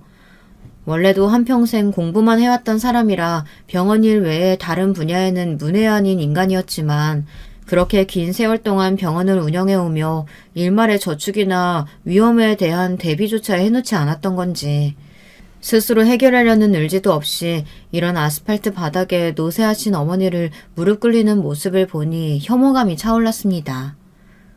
내가 왜 당신 같은 인간을 용서해줘야 되는데? 난 평생 당신 용서 안 해. 지옥 같은 삶 속에서 평생을 후회하면서 살아봐. 그리고 난 빚지고는 못 사는 성격이거든. 오랜만에 만난 김에 이건 돌려줘야겠네. 짝 하는 소리와 함께 아스팔트 바닥 위로 남편이 나동그라졌습니다. 시어머니께서는 뺨을 맞고 엎어진 남편 위로 아이고 곡소리를 내며 달려드셨죠. 제가 차마 노쇠한 할머니는 못 때리겠어서 아들한테 갚아드렸습니다. 기억하시죠? 저는 이제 볼 일 없으니 돌아가세요. 다시 찾아오면 경찰 부릅니다. 그렇게 저는 집 안으로 들어가 버렸고 두 사람은 그 뒤로도 한참을 대문 앞에 앉아있다가 결국 아버지께서 부르신 경찰에게 끌려나갔습니다. 그 뒤로 전해 듣기로는 남편은 내연녀와 친자 문제로 싸우다 결국 이혼했다고 합니다. 본인도 여러 여자들과 어울려 다녔던 전적이 있어 소송이니 위자료니 말만 하다가 결국 합의 이혼으로 마무리했다고 하더라고요. 어찌됐든 의사 면허는 멀쩡하니 평범하게 작은 병원이라도 들어가 페이닥터로 살았으면 될 것을. 한때 원장이었던 자존심이 있는지 강남의 아파트를 담보로 대출을 크게 받아 병원을 새로 열었다고 했습니다. 물론 저는 일말에 관심도 없었기에 병원을 찾아가 보기는커녕 소식을 궁금해하지도 않았지만 가만히 있어도 얼마 지나지 않아 병원이 망했다는 이야기가 들려오더라고요. 저번 병원은 아버지 덕에 초반에 자리를 잡기 수월했지만 이미 손님들 사이에 안 좋은 이야기도 파다한 데다 불륜으로 2번이나 이혼당한 의사라고 강남 일대에 소문이 쫙 퍼졌다고 합니다. 당연히 병원은 파리만 날리다가 결국 폐업했고 그렇게 마지막까지 남아있던 집마저 남편의 손을 떠났습니다. 그 뒤로 한동안 소식이 없다가 얼마 전에 모르는 번호로 전화가 왔습니다. 혹시 하고 받아보니 익숙한 목소리더라고요. 요새 정말 너무 힘들다고 시어머니께서 쓰러지셨는데 병원비 낼 돈도 없다며 제발 도와달라고 비는데 어찌나 구차하던지요. 바로 끊어버리고는 번호 차단까지 했습니다. 남편의 병원이 있던 자리에 저는 저만의 갤러리를 열었습니다. 아버지께서 그 장소를 제가 원하는 대로 사용할 수 있도록 해주셨거든요. 그동안 그려왔던 그림들도 전시하고 한켠에는 작업실도 만들어 계속 그림을 그리고 있습니다.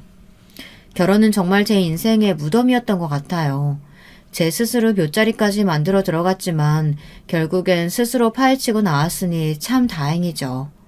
손주를 보고 싶어 하셨던 아버지께서는 이제 그런 건 다 필요 없다며 다른 무엇보다도 저의 행복이 가장 중요하다고 말씀해 주십니다.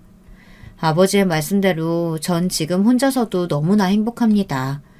남은 인생 누군가의 아내, 누군가의 어머니가 아니라 저라는 사람 자체로 아버지 어머니 곁에서 오랫도록 작품 활동하며 행복하게 살아가고 싶습니다. 여러분, 두 번째 사연 시작하기 전에 좋아요, 구독 꼭 눌러주실 거죠? 그럼 두 번째 사연 바로 시작합니다. 안녕하세요. 저는 서울 강남에 사는 50대 후반 여자입니다. 남편이 퇴근하기 전에 시간이 남으면 유튜브로 사연 듣는 게 취미라 자주 듣다가 제 얘기도 소개하고 싶어서 제보하게 됐어요. 자식들도 이제 다 커서 집에 있는 시간이 없고 또 요즘 제 인생에 변화가 있어서 이번 기회에 용기 내어 제보합니다. 태어나길 서울 토박이로 태어났고 우리 집, 그러니까 친정은 어릴 때 여유가 많은 집이었습니다. 듣기론 친가도 외가도 다들 잘 사는 집이었는데 특히 외할아버지가 장사로 수완이 꽤 좋으셨대요. 그래서 막내딸인 엄마에게 재산도 많이 주셨는데 엄마의 딸인 저를 너무나도 예뻐하셔서 제가 갈 때마다 용돈도 두둑하게 주시고 온갖 지원은 다 해주셨습니다. 엄마가 막내라서 외할아버지는 제 친구들의 할아버지들보다 더 나이가 많으셨는데 겉모습만 보면 상당히 정정하셔서 우리 할아버지가 더 젊어 보이셨어요.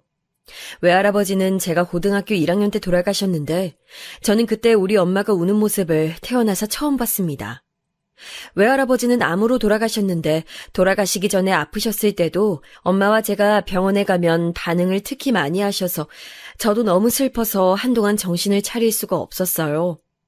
외할머니는 제가 대학생 때 돌아가셨고 두 분의 재산은 외삼촌들과 엄마가 나누어 가졌는데 꽤 많은 돈이었습니다. 두 분이 돌아가시기 전에도 친가도 잘 살았고 외할아버지가 우리 집에 특히 애정을 주셔서 저는 어릴 때부터 상당히 유복하게 자랐어요. 우리 아버지는 은행에 다니셔서 벌이가 적지 않았죠. 동네에서 우리 집이 유난히 컸고 옷도 제 옷이 제일 좋고 예뻤습니다. 그렇다고 사치를 부리는 편은 아니라 그냥 적당히 여유롭게 자랐는데 덕분에 특별한 구김살 없이 자랄 수 있었어요. 그리고 전 외동이라 부모님의 사랑을 독차지하며 컸습니다. 어릴 땐 친구들처럼 오빠나 언니 혹은 동생이 있었으면 좋겠다고 생각했는데 어느 순간 혼자도 좋더라고요. 무엇보다 엄마가 저랑 함께하는 시간이 많아서 나중엔 외동을 즐겼습니다. 그렇게 전 자라서 대학에 가게 됐는데 저 때만 해도 여자가 대학에 가는 경우는 별로 없었어요. 제 전공은 국어국문학이었고 대학 생활은 아주 즐거웠답니다. 그리고 저는 거기서 지금 남편을 만나게 됐는데 첫사랑은 아니었고 오히려 첫사랑과 헤어졌을 때 저를 옆에서 놀리던 동기였어요. 제 첫사랑은 동아리 오빠였는데 지금 생각해도 멋있는 사람이었습니다. 제가 첫눈에 반해서 들이댔는데 이미 그 오빠는 너무 예쁜 선배 언니가 여자친구로 있었어요. 그래도 저는 10번 찍어 안 넘어가는 나무 없다고 끝까지 몇 년을 들이대서 결국엔 사귀었는데 2개월 만에 대차게 차였어요. 첫사랑이었고 태어나서 남자친구를 처음 사귀었던 첫연애라 헤어지고 너무 슬퍼서 동기들을 돌아가며 불러서 술을 마셨습니다. 그때는 이별하면 세상이 무너지는 줄 알았고 제 인생은 거기서 끝나는 줄 알았죠. 남편은 그때 그냥 동기 중 한 명이었는데 제 술친구였어요. 너무 슬퍼서 남편을 앞에 두고 울고 있으면 저를 달래주던 건 아니고 그냥 앞에서 실실 웃으며 자기가 선배한테 다시 사귀라고 말을 대신 전해줄까 하며 놀렸습니다.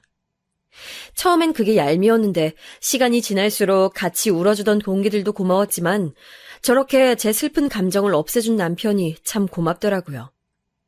그러다 보니 저도 남편을 자주 불러냈고 그렇게 둘이 지낸 시간은 길어져서 결국 우린 사귀게 되었습니다. 결혼하고 한 사실인데 남편은 애초에 제가 첫사랑이라고 하더라고요. 그래서 제가 동아리 선배와 헤어졌을 때 너무 기뻤다고 합니다.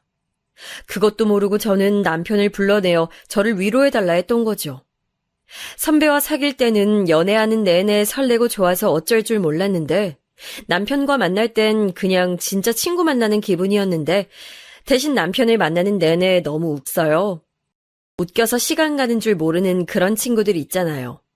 남편이 딱 그랬는데 선배와 사귈 땐 저를 꾸며내고 어떻게든 좋은 모습만 보여주려고 애썼는데 남편을 만날 땐 제 밑바닥까지 보여줄 수 있었습니다. 처음에는 그래서 남편과 결혼하진 않겠다고 생각했는데 시간이 지날수록 주변에서 언니들이 제 마음이 편할 수 있도록 하는 남자가 진국이라며 결혼을 부추겼어요. 때마침 남편도 저와 결혼하겠다고 만날 때마다 꽃다발을 들고 와서 마치 세뇌하는 것처럼 결혼하자고 연부를 외웠습니다.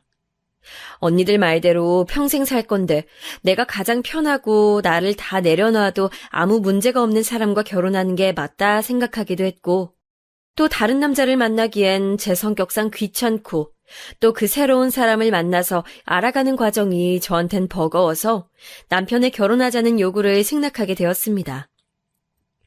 남편은 졸업하고 은행에 들어갔는데 마침 우리 친정아버지가 은행에 다니셔서 남편을 아주 좋게 봤어요. 아무래도 같은 분야니까 말도 잘 통해서 결혼한다고 했을 때 아버지는 크게 반대가 없으셨습니다. 그런데 예상 밖으로 엄마가 반대하셨는데 그 이유는 바로 남편의 집안 문제였어요. 남편은 3남매였고 첫째 아들, 즉 장남이었고 아버지가 그때 이미 아프셨던 상태였습니다. 우리 외할아버지처럼 암에 걸린 건 아니었지만 지병이 많으셔서 여기저기 아프셔서 병원에 자주 입원하셨어요. 엄마는 남편도 나중에 그러면 제가 다 뒷바라지를 해야 하는데 곱게 키운 딸이 남의 집 아들 병간호하며 인생을 보내게 할 수 없다고 하셨죠.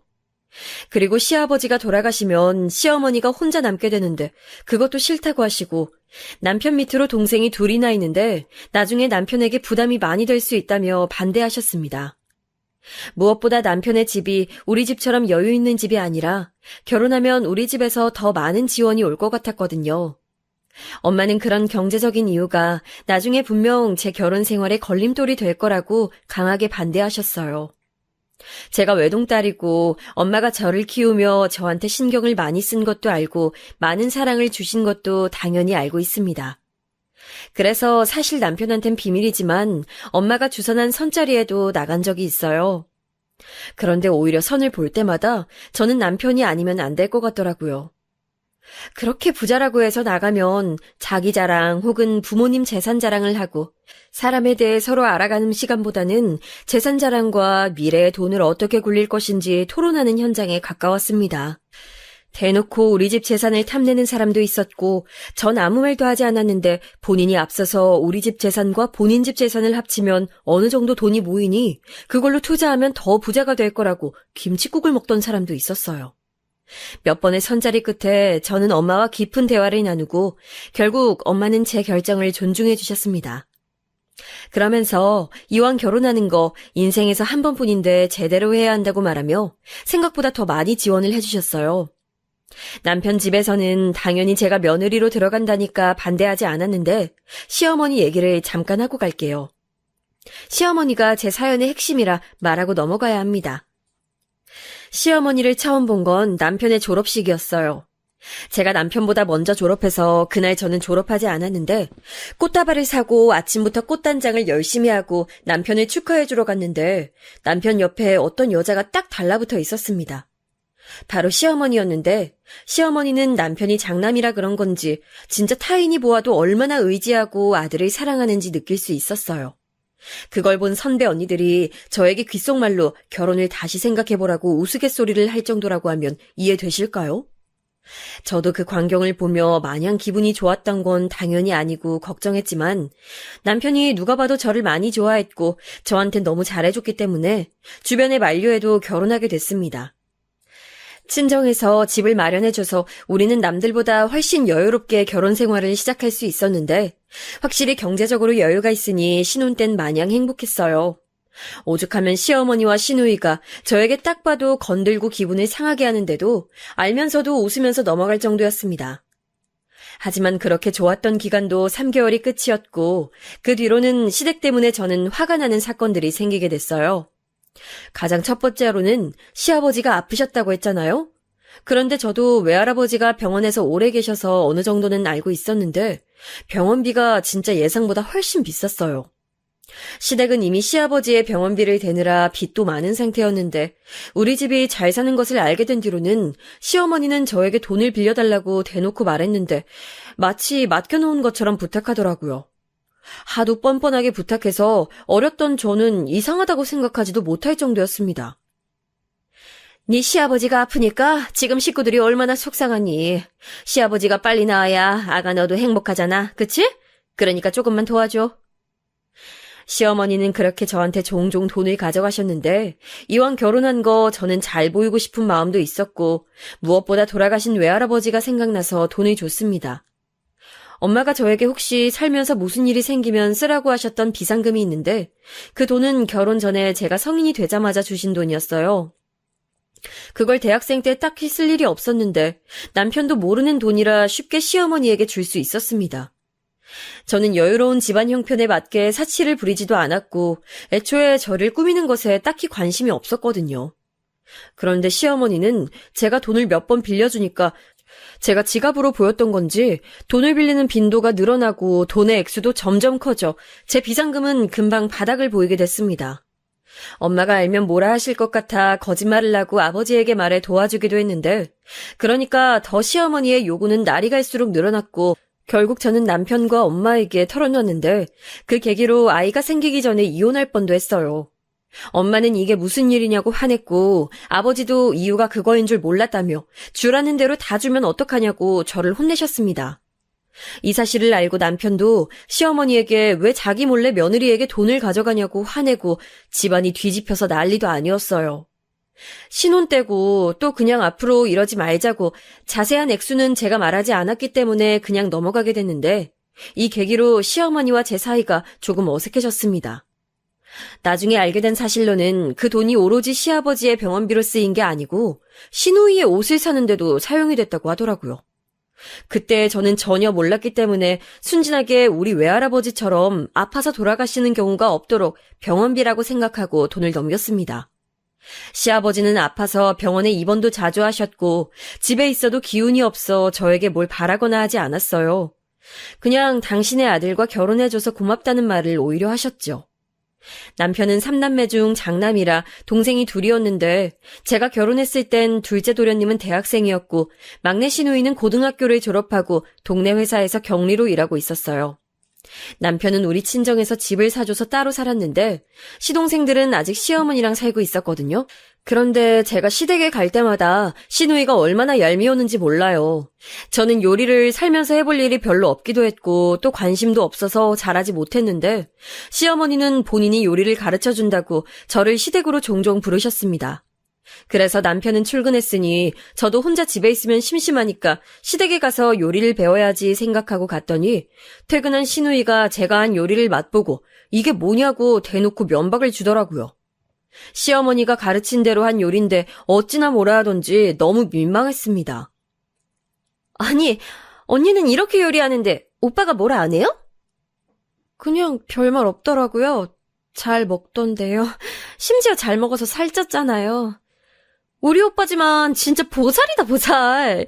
언니, 우리 엄마한테 요리 많이 배워요. 소금을 넣으니 살이 찌죠. 남편은 제 말대로 진짜 그냥 제가 한 요리는 잘 먹기도 했었고 무엇보다 엄마가 제 요리 실력을 알기도 했고 결혼해서 처음 살림하게 된 딸이 걱정된다고 집에 일하시는 이모를 몇 번 보내주셨거든요. 제가 어릴 때부터 우리 집에서 일하셨던 이모라 제 입맛을 아니까 종종 남몰래 와서 요리를 해주셨는데 요리 솜씨가 워낙 좋으셨던 분이라 남편도 잘만 먹었어요. 저는 시어머니보다 일하던 이모에게 요리를 배웠고 나중에 그 솜씨로 시댁 가서 요리했더니 진짜 그렇게 아프셔서 기운이 없던 시아버지가 밥을 한 그릇 다 비우실 정도였습니다. 저한테 고맙다고 하실 정도였는데, 근데 그걸 보고 시어머니가 뭐라고 했는지 아세요? 역시 나한테 배워서 요리가 늘었네. 앞으로도 와서 배워. 요리도 해야 느는 거야. 알겠니? 저기에 뭐라 대답해야 할지 도저히 몰라서 가만히 있었더니 시누이도 옆에서 본인 엄마의 음식 솜씨가 워낙 유명해서 이웃들이 와서 일부러 밥을 먹고 간다고 하더라고요. 그런데 진짜 제가 시누이와 시어머니가 얄미워서 그런 게 아니고 진짜 시어머니의 요리 솜씨는 객관적으로 별로입니다. 오죽하면 남편이 결혼하고 제가 한 요리를 먹고 살이 10kg이 넘게 찔 정도였어요. 평생을 살이 찐 적 없는 남편이라 결혼 전에 너무 말라서 저는 남자가 왜 이렇게 말랐냐고 물어볼 정도였는데 결혼하자마자 제 요리를 먹고 찐 남편은 김치찌개가 이렇게 맛있는 음식인 줄 몰랐다고 할 정도였어요. 저한테 막 심하게 시집살이를 시키진 않았는데 이런 식으로 감정을 상하게 하는 시어머니와 시누이 때문에 저는 시댁 가는 것을 좋아하지 않았습니다. 그런데 시어머니는 장남에 대한 사랑이 엄청나서 시댁에 간 날이 일주일만 지나도 얼굴을 까먹을 정도라고 집에 오라고 계속 전화해서 안 갈 수도 없었어요. 가기가 싫어서 남편만 보내려고 했더니 남편이 그래도 결혼했는데 혼자 가면 남들이 뭐라고 생각하겠냐고 저를 꼭 데려갔습니다. 남편은 저한테 진짜 최고의 남편이었는데 돈도 잘 벌고 무엇보다 다정하고 웃겼어요. 저는 웃긴 사람이 이상이었던 적은 없는데 남편을 만나고 나니까 제가 웃는 상황이 많아서 친구들에게 웃긴 사람과 결혼하라고 할 정도였습니다. 장남한테 엄청나게 의지하는 시어머니는 남편에게 진짜 하루도 빠짐없이 전화하고 집에 무슨 문제가 생기면 무조건 남편에게 먼저 연락하셨어요. 분명 집에 도련님이 있는 것을 저는 알고 있는데 시아버지가 상태가 안 좋아지면 병원도 119도 아니고 은행에서 일하는 남편에게 제일 먼저 알리셨습니다. 시아버지는 입원과 퇴원을 반복하셨는데 거기에 대한 비용을 우리 집이 제일 많이 지출했어요. 둘째 도련님이 대학교를 졸업하고 취업해서 돈을 벌어도 막내 시누이가 격리 일을 하며 돈을 벌고 있어도 결혼한 우리 남편이 제일 많이 돈을 줬습니다.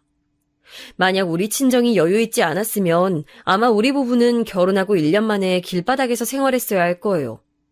물론 시어머니가 일하고 있지 않아 수입이 없었기 때문에 자식들이 돈을 모아서 시아버지 병원비와 시어머니 생활비를 드려야 한다는 사실은 저도 알고 결혼했으니 어느 정도 예상은 했었어요. 하지만 저도 아이를 가질 계획이 있었는데 자꾸 월급의 반이 넘게 시댁으로 빠지니 현실적인 문제가 생겨서 남편과 진지하게 얘기도 많이 했습니다. 하지만 대화의 끝은 항상 시어머니가 3남매를 키우느라 특히 장남인 남편의 대학을 보내겠다고 막내 시누이는 대학도 못 갔으니 어쩔 수 없다는 결론이 나왔어요. 남편은 잘하면서 자기가 제일 지원도 많이 받았고 첫째라 부모님의 기대도 있으니 그걸 갚아야 한다고 했고 외동이었던 저는 형제가 있으니 어쩔 수 없나 생각하고 동의했습니다. 결국 부족한 생활비는 우리 친정에서 사정을 알고 도움을 주어 해결했는데 돈도 문제였지만 결혼하고 남편은 아직도 그 집의 아들 역할을 많이 했어요. 물론 저도 이해는 하지만 문제는 그 정도가 지나쳤다는 겁니다. 이미 결혼해서 차를 타고 30분 거리에 있으니 웬만한 일은 도련님도 집에 있으니까 도련님과 시누이의 도움을 받았으면 좋겠는데 시어머니는 시아버지가 병원에 입원해야 하는 일이 있으면 항상 우리 남편을 불렀어요. 또 퇴원할 때도 남편을 부르고 그러다 보니 주말은 시댁에 가는 게 당연했고 소중한 쉬는 날도 시댁에 가야 했죠. 그러다 제가 첫째를 임신하게 됐는데 어느 날은 저도 참다가 빵 터져버린 날이 있습니다. 제가 임신 중에 다행히 첫째 때는 입덧도 없었고 몸도 건강했어요. 그래서 너무 집에만 있어도 좋지 않대서 일부러 친정도 자주 방문하고 했습니다. 하나밖에 없는 외동딸이 임신했다고 하니까 부모님도 저에게 신경을 많이 쓰셨고 또 제 건강에 대해 걱정하셨어요.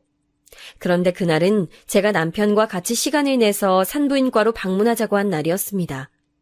정기검진이었는데 갑자기 아침에 시어머니가 전화가 와서 울면서 시아버지가 아프다고 병원에 같이 가자는 거예요. 그날 전에는 저도 남편에게 웬만하면 시댁에 보내줬는데 그날은 저랑 같이 병원에 가는 날이었고 심지어 그 이유도 임신 때문이었는데 시아버지 때문에 또 시댁에 불려가는 남편을 볼 수가 없었습니다. 아니, 꼭 가야 하는 거야? 오늘 몇 주 전부터 힘들게 예약 잡은 거잖아. 아버지가 아프시다는데 어떡해. 나도 이런 적이 처음이라 너무 힘들다. 그럼 나 혼자 가? 병원을? 당신 마누라는 걱정 안 돼? 제가 평소와 다르게 말하니까 남편은 한숨을 쉬고 시어머니에게 전화해서 둘째 도련님과 가라고 했더니 네 아빠 죽겠다는데 장남이 어떻게 그럴 수 있냐고 울면서 따지는 목소리가 하도 커서 제 귀에까지 들렸습니다. 물론 이걸 들으면 제가 매정하다고 생각할 수도 있는데 저렇게 시어머니의 난리 때문에 집에 가면 막상 시아버지는 평소 지병이 있으니 기침을 하거나 속이 체했다거나 가벼운 증상일 때가 많았어요. 병원에서도 이 정도 증상으로 오지 말고 나중에 진짜 숨을 쉬기 힘들면 그때 입원하라고 할 정도로 시어머니는 막무가내로 남편을 부르는 경우가 대부분이라 저도 그렇게 행동했습니다. 남편이 아무리 제 검진일이니까 봐달라고 해도 시어머니는 자식 키워봤자 소용없다며 남편이 결혼하더니 완전히 바뀌었다고 그걸 다 제 탓으로 돌렸어요. 결국 저는 그날 남편을 시댁에 보내고 친정에 전화해서 친정아버지와 같이 병원에 갔다가 아예 친정에서 잤습니다. 다음날 남편이 친정집으로 와서 싹싹 빌고 표정이 안 좋은 친정엄마에게도 빌고 다시는 이런 일이 없을 거라고 우리 부모님 앞에서 손이 닳도록 빌어 다시 집에 가게 됐는데 역시나 시아버지는 큰일이 아니었어요. 더 웃겼던 점은 이 일로 시어머니와 시누이가 또 저한테 뭐라 했는데 이유가 시댁 무서운 줄 모른다는 이유였습니다. 감히 시아버지가 아프다는데 자기 몸을 더 챙겼다고 어떻게 그럴 수가 있냐는 시어머니의 말에 그럼 알아서 아기 낳을 테니 연락하지 말라고 했더니 시어머니는 난리가 났어요. 남편도 중간에서 너무 곤란해하고 둘째 도련님은 방관하고 시누이와 저도 서로 신경전을 벌이고 결국 어떻게 또 진정됐는데 이 계기로 시어머니는 우리 딸을 태어났을 때부터 그리 좋아하지 않았습니다. 처음엔 남편에게 집착하는 것을 보니까 남아 선호 사상이 하도 심해서 첫째 아이가 딸이니까 저런가 보다 생각했는데 딸이 자랄수록 그건 아니라는 걸 알게 됐어요. 첫째를 낳고 그 뒤로 둘째 도련님은 결혼했는데 속도 위반으로 결혼해서 결혼식은 아기를 낳고 했습니다. 동서의 품에 안긴 서방님의 아기도 딸이었는데 시어머니는 마치 저 보란 듯 시조카를 예뻐했어요. 그러든가 말든가 이미 우리 딸은 친정에서 넘치는 사랑을 받는 중이라 신경도 쓰이지 않았는데 제가 반응이 미적지근하니 시어머니의 유치한 비교는 심해졌습니다. 정확히 우리 딸이 시조카보다 한 살이 많은데 말도 못하는 아이들을 비교하더라고요. 유미는 저 때 걷지도 못했는데 소진이는 벌써 걷네? 엄마를 닮아 그런가 보다? 유미는 저희 딸 이름이고 소진이는 서방님 딸 이름인데 분명히 우리 유미가 소진이보다 발육 상태가 훨씬 빨랐고 그걸 엄마인 저는 당연히 아는데 굳이 저렇게 다 있는 자리에서 저러더라고요. 시누이는 옆에서 소진이가 동서를 닮아 얼굴도 예쁘다고 했는데 일부러 저를 긁는 게 티가 나서 그저 웃겼습니다. 시어머니와 시누이가 저럴 때마다 저는 동서가 미운 마음보다는 속이 다 보이는 시댁 식구들이 그냥 웃기더라고요. 그렇게 저는 딸을 낳고 아들도 낳았는데 친정에서는 제가 아이를 둘이나 낳으니 너무 좋아하셨습니다. 특히 친정아빠가 아들을 낳으니 그리 좋아하셨어요. 아빠는 제가 딸이라고 실망하거나 그런 건 전혀 아니었고 우리 딸도 손주라고 많은 애정을 주셨지만 우리 집에서 아들 유전자가 처음이니 신나셨습니다. 시아버지도 제가 아들을 낳으니 아픈 몸으로 저에게 고맙다고 손을 꼭 잡고 며느리가 들어와서 아들도 낳아주니 행복하다고 하시는데 시어머니와 시누이만 입을 싹 닫더라고요. 시아버지는 제가 병원비를 많이 들이니까 저에게 미안해하셨습니다. 시누이도 결혼하고 시어머니는 혼자 살게 됐는데 시누이는 결혼하며 직장을 그만두어 시댁에 돈을 단 1원도 보내주지 않았고 서방님은 동서 집안이 우리 집처럼 잘 살지 않는다며 생활비를 단 5만 원만 보탰어요. 그렇게 시어머니 생활비와 시아버지 병원비는 오로지 우리 남편의 돈에서 다 나가게 됐는데 저도 나중에는 얄미워서 주기가 싫었습니다. 그런데 친정엄마가 그때는 저에게 다 돕고 사는 거라며 100%의 저에게 돌아오는 게 있다고 그냥 있는 사람이 도와주자고 하시며 저를 달래셨어요. 그걸 남편도 아니까 저와 친정이 끔찍하게 잘했는데 가만히 옆에서 보면 남편도 참 안쓰럽고 본인도 얼마나 고통스러울지 생각하니 그냥 넘기게 됐습니다. 그냥 그때는 그래서 친정에서 우리를 많이 도와주니까 그저 감사한 마음만 가지고 있었죠. 그러다 시아버지는 유미가 초등학교 6학년 때 돌아가셨는데 문제는 그때부터 발생했어요. 시아버지가 돌아가시며 시어머니는 자식 3명을 불러서 폭탄 발언을 했습니다. 아버지가 돌아가셨으니 난 혼자 살 수가 없어. 안 그래도 너희 다 결혼하고 적적했는데 너희 아버지까지 집에 없으면 내가 어떻게 사니? 엄마, 난 엄마 이해해. 그럼 오빠들하고 같이 살아야겠다. 난 아무래도 딸이니까 신랑 눈치가 보이네. 엄마가 또 오빠들한테 참 잘했잖아. 이제 효도 받아야지. 시어머니가 폭탄 발언을 하자마자 시누이는 마치 그 말만을 기다렸다는 듯 말하는데 본인은 딸이라서 안 되니 오빠 2명이 알아서 하라는 말이었어요. 그 자리에 신우 남편도 있었는데 둘은 이미 말을 맞추고 왔던 건지 둘 다 놀라는 모습은 보이지도 않았죠. 그리고 제가 그 자리가 너무 싫고 불편했던 이유는 우리 부부를 빼고 이미 상의가 된 모습 같았어요. 서방님과 동서는 아무 말도 하지 않고 바닥만 바라보며 자기들은 사는 게 너무 힘들고 대출도 많고 소진이를 키우느라 너무 힘들다고 했습니다. 그러면 우리는요? 우리는 유일하게 3남매 중 자식도 둘이었고 이제껏 돈도 제일 많이 부담했는데 돌아오는 것은 오히려 시어머니를 모시라는 말이니 저는 황당해서 말을 할 수가 없었어요. 남편도 옆에서 처음 듣는 내용인지 얼굴이 새빨개진 채로 다들 너무한다고 이런 걸 이렇게 통보하듯 말하면 어떡하냐는데 이미 우리 빼고 결정된 사항이었던지 아예 확정되는 분위기였습니다. 그렇다고 진짜 시어머니와 같이 살기엔 너무 싫어서 제가 진짜 웬만하면 시댁 식구들 앞에서는 조용히 있으려고 했는데 용기 내어 말했어요. 아닌 것은 아니라고 말해야 하잖아요. 이대로 있다간 시어머니가 당장이라도 우리 집으로 들어올 것 같아서 용기 내어 말했습니다. 어머님, 자식들이 3명이나 있고 손주들도 있으니 차라리 자주 찾아뵐게요. 생활비도 그대로 드릴게요. 아니, 친정 부모님과 상의하고 더 드릴 수 있으면 그렇게 할게요. 나는 도저히 혼자 살 자신이 없다. 안 그래도 외로운데 너희 시아버지도 돌아가셨으니 집안 적적해서 어떻게 사니? 어떻게 안 되겠니? 내가 애들도 많이 봐주고 도와줄게. 언니, 너무 대놓고 거절하면 어떡해요, 민망하게. 엄마가 적적하실 텐데 언니가 좀 봐줘요. 시누이는 가만히 있을 것이지 옆에서 계속 저에게 같이 살라고 하고 진짜 고통스러웠는데 사실 시어머니가 저러는 이유는 분명했습니다. 분명 우리 집은 친정에서 강남에 있는 고급 아파트를 사주셔서 거기서 살고 있었는데 평소 사치가 심한 어머니께서 그런 집에서 살 명분이 그때 말고 또 언제가 있겠어요. 그리고 아이들을 봐준다니 그 말은 전혀 말이 되지 않았습니다. 친정에서 제가 힘드니까 이미 많이 도와주고 있었고 아이들 교육비는 죄다 친정 아버지가 부담하실 정도로 이미 차고 넘치는 도움을 받고 있었어요. 시어머니의 도움은 바라지도 않았고 또한 시어머니는 우리 자식들을 그렇게 예뻐하지도 않았습니다. 오히려 동서 딸과 시누이 자식들을 예뻐하고 우리 집 애들은 보러 가도 시큰둥했거든요. 그러면서 하나 더 웃긴 얘기를 했는데 우리 집에 들어오게 되면 시댁집은 팔아야 하잖아요. 그 돈은 시아버지 병원비로 대출받은 게 있어서 그렇게 하기로 했는데 제가 알기로 대출보다 집값이 더 비쌌어요. 시어머니와 같이 살고 싶지도 않았지만 만약 살게 되면 그 남은 돈은 당연히 우리한테 줘야 한다고 생각했는데 갑자기 서방님이 자기들 형편이 안 좋아서 힘들고 어려워서 도저히 살 수가 없다고 남은 돈을 달라는 거예요.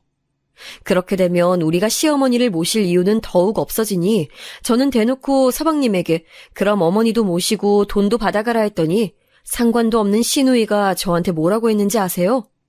시누이만 없었어도 제가 그렇게 화가 나서 온몸이 떨리진 않았을 것 같아요. 어머 언니, 진짜 해도 너무하네요. 있는 사람이 베풀어요. 왜 그래요 진짜? 너야말로 왜 그래? 새언니에게 못하는 말이 없어. 새언니 친정 여유 있는 거 여기서 모르는 사람 있어? 진짜 그렇게 살지 마세요. 남편이 옆에서 뭐라 하니까 자기도 너무 황당하고 눈물이 난다며 바로 자기 남편을 쏙 데리고 시누이는 나갔습니다. 황당해서 허공만 바라보는 저에게 동서는 형님이 이해해달라며 자기들이 돈이 없어서 외식도 못하고 있다고 제 손을 잡고 눈물까지 보였습니다. 저는 일단 남편과 상의하고 결정하겠다고 하고 도망치듯 시댁을 나와 남편 차에 탔는데 너무나도 충격적인 소리라 아무 말도 나오지 않았어요. 남편은 그때부터 울기 시작하더니 집에 도착하고는 안방에 들어오자마자 무릎을 꿇고 저에게 미안하다고 그런데 한 번만 눈 딱 감고 자기 엄마와 같이 살면 안 되겠냐고 했습니다. 머리가 너무 아파서 두통약 2알을 먹고 잠을 자려고 누웠는데 너무 머리가 아파서 약이 효과도 안 들고 결국 뜬 눈으로 밤을 새우게 됐어요. 그렇게 친정에 가서 하소연하며 나는 도저히 시어머니와 같이 살 수 없을 것 같다고 울며 말했더니 친정 부모님도 이건 아니라고 통보하듯 그러면 어떡하냐고 화가 나셨습니다. 결국 저는 반대의 의미로 친정에서 며칠 살았는데 남편은 매일 친정으로 와서 죄송하다. 그런데 한 번만 허락해달라 울며 싹싹 빌었어요. 아버지가 돌아가신 직후라 지금 식구들이 티를 내지 않아도 상심이 크다고 이해해달라고 하니까 엄마는 또 외할아버지 생각이 나신 건지 저에게 슬며시 일단 살다가 무슨 일이 생기면 그때 생각하자고 하더라고요. 시어머니를 포함한 시댁 식구들은 꼴도 보기 싫었지만 남편은 분명히 저에게 잘했었고 시댁 일만 빼면 저에게는 최고의 남편이었습니다. 저한테만 잘했던 건 아니고 남편은 아이들한테도 잘해서 아이들은 남편이 퇴근할 시간만 기다릴 정도였어요. 그렇게 저는 결국 시어머니와 같이 살게 됐는데 예상대로 시어머니는 저에게 사사건건 관심이 많았습니다. 저는 서울 토박이고 친구들도 다 주변에 있어서 모임이 많은 편이에요. 그래서 일주일에도 몇 번이나 나가서 친구들과 모이고 아이들 친구 엄마들하고 만나서 교육 얘기도 하고 대화를 하는 시간이 많습니다. 그런데 시어머니는 제가 그렇게 나가니까 본인과 놀아주지 않는다고 시누이에게 전화해서 외롭다고 했었나 봐요. 시누이가 저한테 연락이 와서 언니 힘든 건 알지만 자기 엄마한테 신경을 써달라고 했습니다. 그렇게 걱정되면 본인이 엄마를 모시고 살던가 절대 그러진 않으면서 저에게 시어머니가 어떤 요리를 좋아한다고 굳이 얘기하는 시누이가 얼마나 미웠는지 몰라요. 시어머니는 또 우리 집 살림에 손을 많이 댔는데 저는 특히 부엌에 예민하거든요. 어느 정도 신혼이 지나고는 친정엄마가 제가 걱정된다며 이모님을 보내주신 것도 제가 부엌에 타인이 들어오는 것이 불편해서 오지 말라고 했을 정도였는데 시어머니는 저를 상당히 불쾌하게 했습니다. 그릇 정리도 제가 다 생각이 있어서 선반에 차례대로 정리한 거를 시어머니는 본인 마음대로 꺼내서 정리하고 거기에 모자라서 심지어 아주 비싼 그릇을 깨기도 했어요. 유럽에 가서 사온 아주 비싼 그릇인데 그걸 깨놓고 말도 안 하고 은근슬쩍 넘어가려고 한 모습에 저는 기가 찼습니다. 시누이와 서방님은 잘 사는 편이 아니었는데 시어머님은 우리 집이 본인 집으로 착각했는지 자꾸 시댁 식구들을 우리 집으로 부르곤 했어요. 우리가 아무리 시어머니를 집에 모셔도 우리 집 명의가 시어머니로 바뀌는 게 절대 아닌데 마치 자기 집인 것처럼 행동하는 시어머니가 얼마나 얄미웠는지 몰라요. 엄마, 애들은 어디서 재워? 이불은 어딨어? 애들 재워야겠다. 이쪽 방에서 재워. 이불은 저쪽 방 옷장에서 꺼내. 시누이도 우리 집을 자기 엄마 집으로 하는 건지 집주인인 저한테 물어보지도 않고 자꾸 집안 살림을 건들 때도 시어머니에게 묻고 그러더라고요. 남편이 그럴 때마다 나서서 왜 그러냐 하고 중재하는데도 들은 척도 하지 않는 시어머니와 시누이를 보고 얼마나 기가 막혔는지 모르겠습니다. 그러다 보니까 저도 사람인데 당연히 시어머니에게 잘해주고 싶은 마음이 들지 않았어요. 그리고 아이들이 크며 자꾸 시어머니와 더 부딪히게 됐는데 시어머니는 같이 사는 우리 딸과 아들보다 시조카인 소진이를 더 예뻐하셨습니다. 저는 개인적인 감정으로 소진이를 미워하거나 그러지 않아요. 똑똑한 조카라서 오히려 기특하고 평범한 집안에서 우등생으로 공부하는 게 대단하다고 생각합니다. 그런데 시어머니는 자꾸 우리 유미랑 소진이를 비교해서 유미가 대놓고 저에게 불편하다고 할 정도였어요. 그리고 그 비교는 우리 유미가 대학에 입학하고 더 심해졌습니다. 정확히 말하면 유미는 어려서부터 공부에 흥미가 없었어요. 저는 엄마 마음에 유미가 공부를 잘했으면 살기 편하니까 어릴 때부터 사교육을 많이 시켰는데 유미는 전혀 관심을 보이지 않았죠. 그래서 저도 어느 순간 유미에게 공부를 시키지 않았고 예체능 쪽에 관심이 있을 수도 있으니 활동도 많이 시키고 경험을 많이 하게 해줬어요. 유미와 단둘이 여행도 많이 다니고 미술, 음악, 체육 등 흥미가 있으면 주저하지 않고 시켜줬습니다. 확실히 유미는 공부 쪽에 재능이 없었고 본인의 관심도 크지 않아서 저와 남편은 그럴 수도 있다며 유미를 존중했어요. 그래도 유미는 대학에 입학은 했는데 딱 입학식을 하고 2주 만에 자퇴했습니다. 남편과 저는 처음에 그 소리를 듣고 당연히 놀랐는데 유미가 결연하게 우리한테 눈을 똑바로 뜨고 이렇게 다니면 시간도 버리고 돈도 버리고 자기 인생도 버리게 되는 거라고 말하니까 반대하지 않았어요. 유미는 그렇게 자유롭게 유럽으로 장기 여행도 가고 자기가 어떤 것에 흥미가 있는지 알아보기 시작했습니다. 저는 그런 유미가 기특하기도 하고 한편으론 자기 주관이 확실해서 멋있고 부럽기도 했어요. 그런 우리 딸의 인생을 저는 인정하고 응원했는데 반면에 서방님과 동서딸인 소진이는 공부에 재능이 있었습니다. 안타까운 이야기이긴 하지만 사실 동서네가 그렇게 형편이 좋은 편은 아니었기 때문에 소진이처럼 우등생을 키우기엔 살짝 부족했어요. 그런 소진이와 우리 유미를 밥 먹듯 비교하던 시어머니는 미웠지만 아이가 무슨 잘못이 있겠어요? 남편과 저는 상의 끝에 영재학원에 다닐 수 있게 지원해줬습니다. 동서와 서방님은 우리 부부에게 미안하다고 고맙다며 눈물을 보일 정도였어요. 당연히 저도 시누이처럼 만약 서방님이나 동서가 저한테 얄밉게 하거나 그랬으면 지원을 안 해줬을 텐데 살짝 눈치가 없는 동서는 가끔 저를 당황하게는 해도 사람이 밉지는 않았기 때문에 좋은 마음으로 지원해줬습니다. 소진이도 제가 친정부모님 인연으로 아는 분을 통해 미국 유학을 도움을 주었더니 저에게 고맙다고 말해서 뿌듯한 마음으로 도와줬어요. 그런데 시어머니는 그것도 모르고 매번 들으라는 식으로 소진이와 유미를 비교했습니다. 옛날 사람이고 시어머니니까 제가 참으려고 해도 정도가 심해지더라고요. 어머니, 각자 잘하는 게 있는 거죠. 너무 그러지 마세요. 유미도 자기 인생 잘 살고 있어요. 원래 공부는 엄마 머리라는데 우리 둘째 며느리가 얼마나 똑똑하면 저러겠니? 소진이 예뻐 죽겠다. 매번 저런 식으로 나오니까 저는 시어머니와 더 얘기하고 싶은 마음도 들지 않았습니다. 그러다 우리 딸이 하고 싶은 게 생겼다고 저에게 그러는 거예요. 어릴 때부터 꾸미는 것에 관심이 많았던 유미는 화장을 배우고 싶다고 했습니다. 저와 남편은 뭐라도 하고 싶은 게 생겨서 다행이라고 생각하며 유미를 적극적으로 지원해줬어요. 친정 부모님도 인생 살며 남들의 인정을 받는 게 중요한 게 아니고 자기 만족이 제일 중요하다고 유미에게 하고 싶은 것을 찾은 건 축복이라며 많이 응원해 주셨습니다. 유미는 그렇게 응원을 받고 화장을 전문적으로 배우고 이것저것 건들더니 배우들 메이크업 아티스트가 되었고 누가 봐도 성공하게 되었어요. 돈도 많이 벌고 화장 실력이 좋아 불러주는 곳도 많았고 제 친구들은 본인 자식들 결혼할 때 유미에게 화장을 해달라고 벌써 부탁하는 친구도 있을 정도랍니다. 제가 제 딸이라서 그런 게 아니고 유미는 진짜 화장을 잘했고 무엇보다 본인이 그 일을 너무 즐겼어요. 야근도 많은데 자기가 좋아하는 일이라 좋다고 즐기면서 하는 유미를 보니까 저는 흐뭇하고 좋더라고요. 피곤해도 즐거워서 행복하다는 딸을 보며 어떤 부모가 그 일을 하지 말라고 하나요?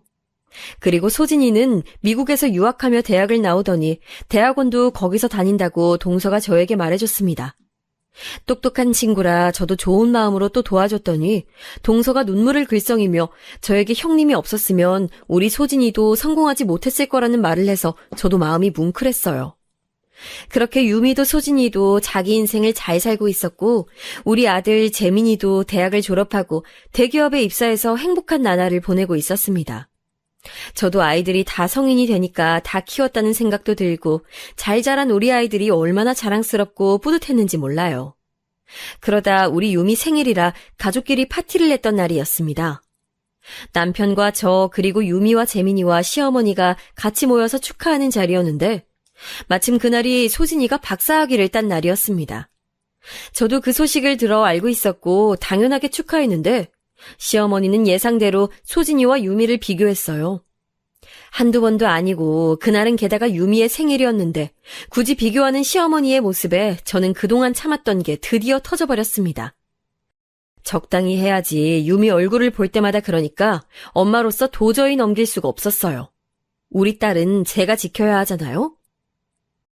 소진이는 박사인데 네 딸은 왜 그러냐? 고등학교만 나와선 성공 못해. 유미야, 지금이라도 안 늦었으니 대학 가라. 어머니, 그만하세요.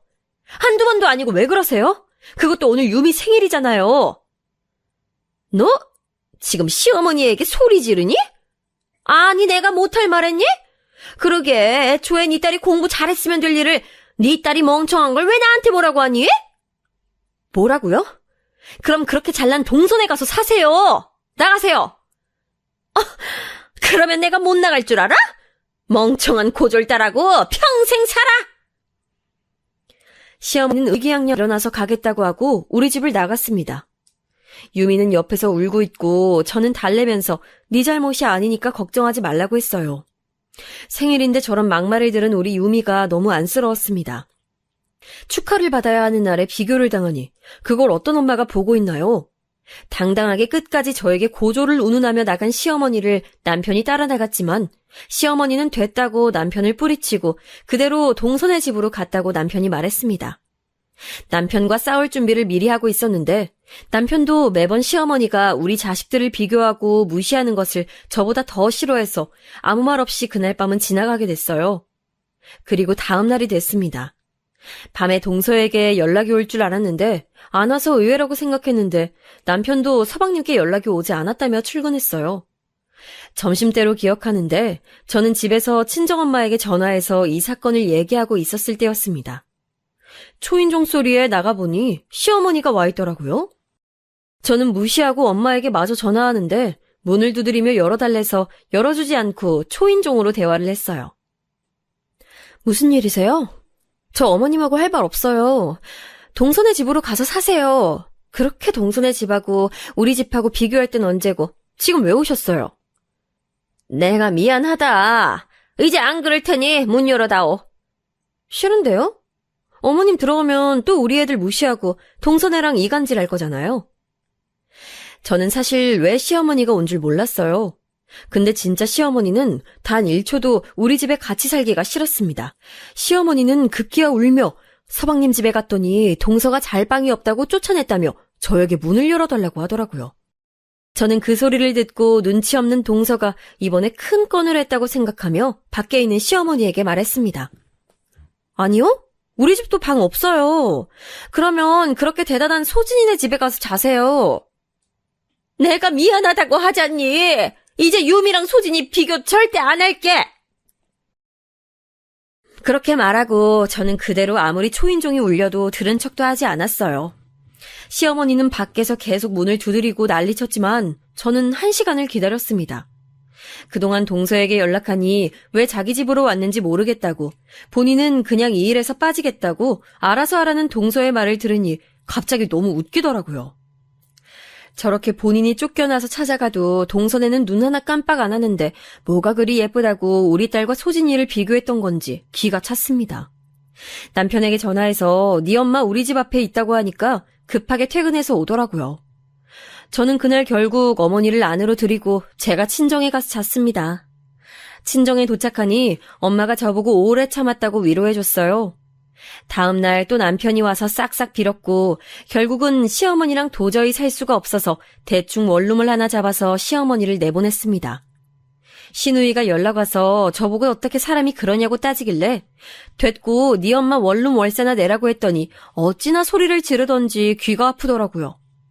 그동안 시어머니에게 들어간 비용과 시아버지 계실 때 냈던 병원비가 얼만지 들으시면 여러분들은 아마 깜짝 놀라실 거예요.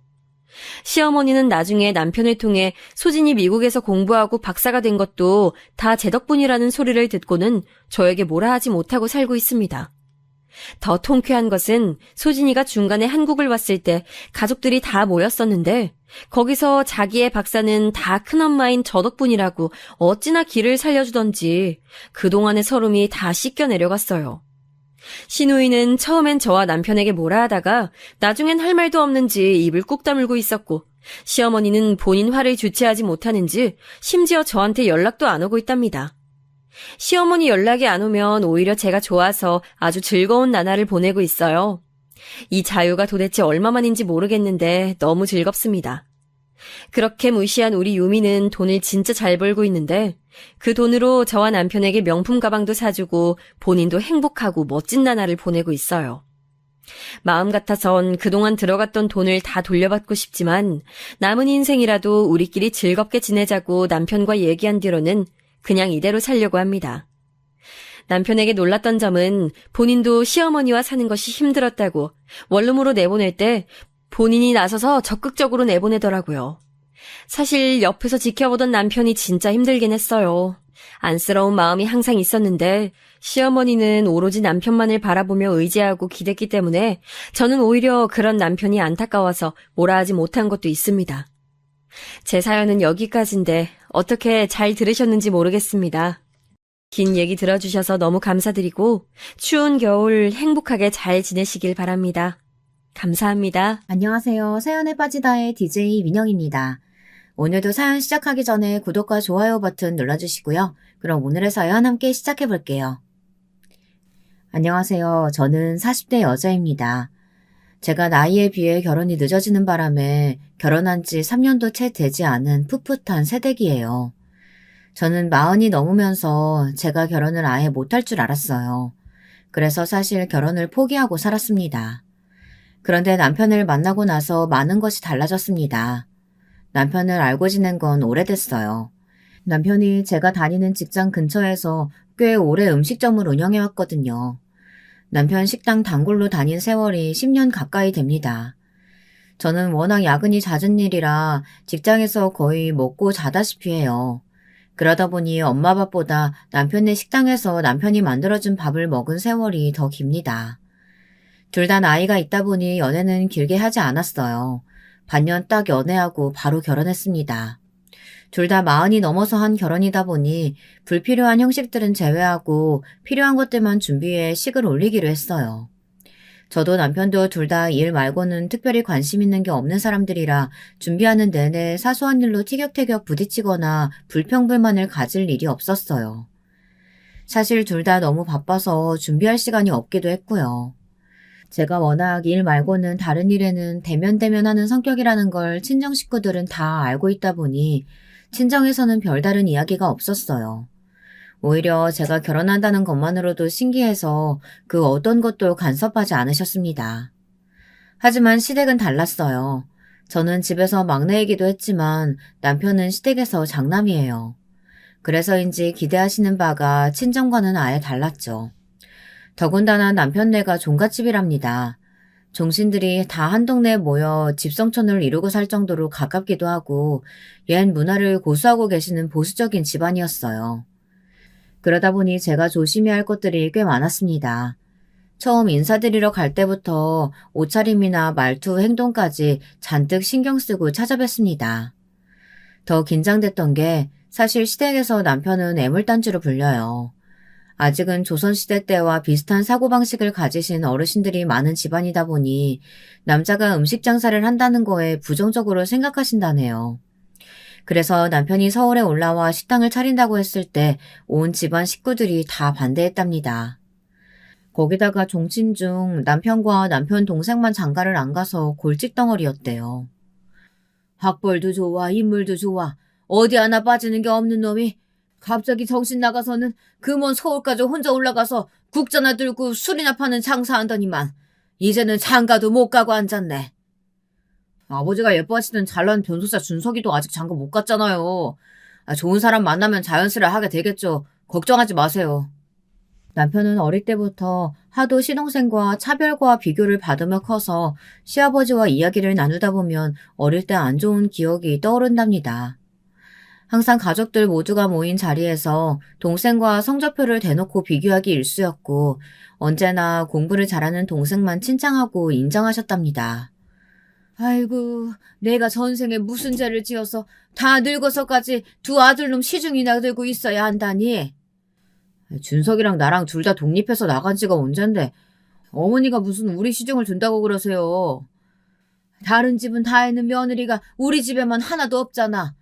덕분에 매일 나만 혼자 제사 준비해 명절 준비하고 하다못해 김장까지 나는 다 혼자 하잖아. 다른 식구들은 며느리의 손자들까지 우르르 몰려와서 다 같이 하는데. 제사나 명절날 데려다 일 시키고 김장날 불러서 부려먹으려고 며느리 데려오라는 말씀이세요? 그런 집에 누가 시집오고 싶겠어요. 그럴 거면 결혼할 여자 생겨도 저는 어머니 아버님께 말씀 안 드리고 몰래 결혼할래요. 뭐야 이놈의 새끼. 집안에 장남이란 놈이 저 말하는 꼬락서니 좀 봐라. 네가 찰나면 어떤 여자든 좋자고 따라오지. 네 놈이 변변치 않으니까 주변에 여자가 하나 없는 거야. 남편은 집안에서 말 안 듣기로 유명했대요. 뭐든지 부모님과 상의하지 않고 자기 멋대로 결정하고 움직였답니다. 종갓집 장남에게는 있을 수 없는 일이었죠. 시동생은 남편과 달리 그래도 어려서부터 착실하게 공부해 명문대를 나와 변호사까지 되었어요. 장가를 안 간다는 이유로 간혹 잔소리를 듣긴 했지만 남편만큼은 아니었습니다. 시부모님이 잔소리하시면 하시는 대로 다 듣고 본인도 손도 보고 소개팅도 하며 결혼하려고 노력 중이라고 너스레를 떨었거든요. 더군다나 변호사로 집안의 자랑이니 시부모님도 시동생에게는 비교적 너그러우셨어요. 그래도 저와 남편이 결혼한다고 처음 집에 인사 왔을 때는 시부모님 두 분 다 저를 반겨주셨어요. 집안의 골칫덩이였던 남편이 장가를 간다고 하니 무조건 반겨주시는 분위기였습니다. 하지만 그것도 오래가지 않았어요. 저도 시부모님의 마음에 드는 며느리는 아니었거든요. 제가 성격이 보통 여자들과는 좀 달라요. 나긋하니 여자다운 면이라고는 전혀 없습니다. 옷도 매일 후드나 면티에 청바지만 입고 화장도 잘 안 해요. 좋아하는 거라고는 운동이랑 먹는 거 말고는 특별히 관심 분야가 없습니다. 취미도 전혀 없고요. 그래서 결혼 준비도 간단하게 하고 싶었습니다. 결혼식장에서 웬만한 건 다 알아서 해달라고 계약을 하고 왔는데도 골라야 할 게 너무 많더라고요. 결혼식 날 입을 드레스부터 메이크업 상담은 물론이고 심지어 식장에 장식되는 꽃까지 신부가 골라야 한다는 게 생각만 해도 너무 지쳐서 힘들었어요. 그래서 웨딩 촬영은 안 하기로 했습니다. 또 뭔가 고르고 상담받기 귀찮아서요. 대충 남편과 휴가 때 바닷가에 가서 사진이나 몇 장 찍어 오는 걸로 만족하기로 했죠. 그런데 시어머니는 이런 제가 탐탁지 않으셨나 봐요. 처음에 새아기 너랑 결혼한다는 이야기 듣고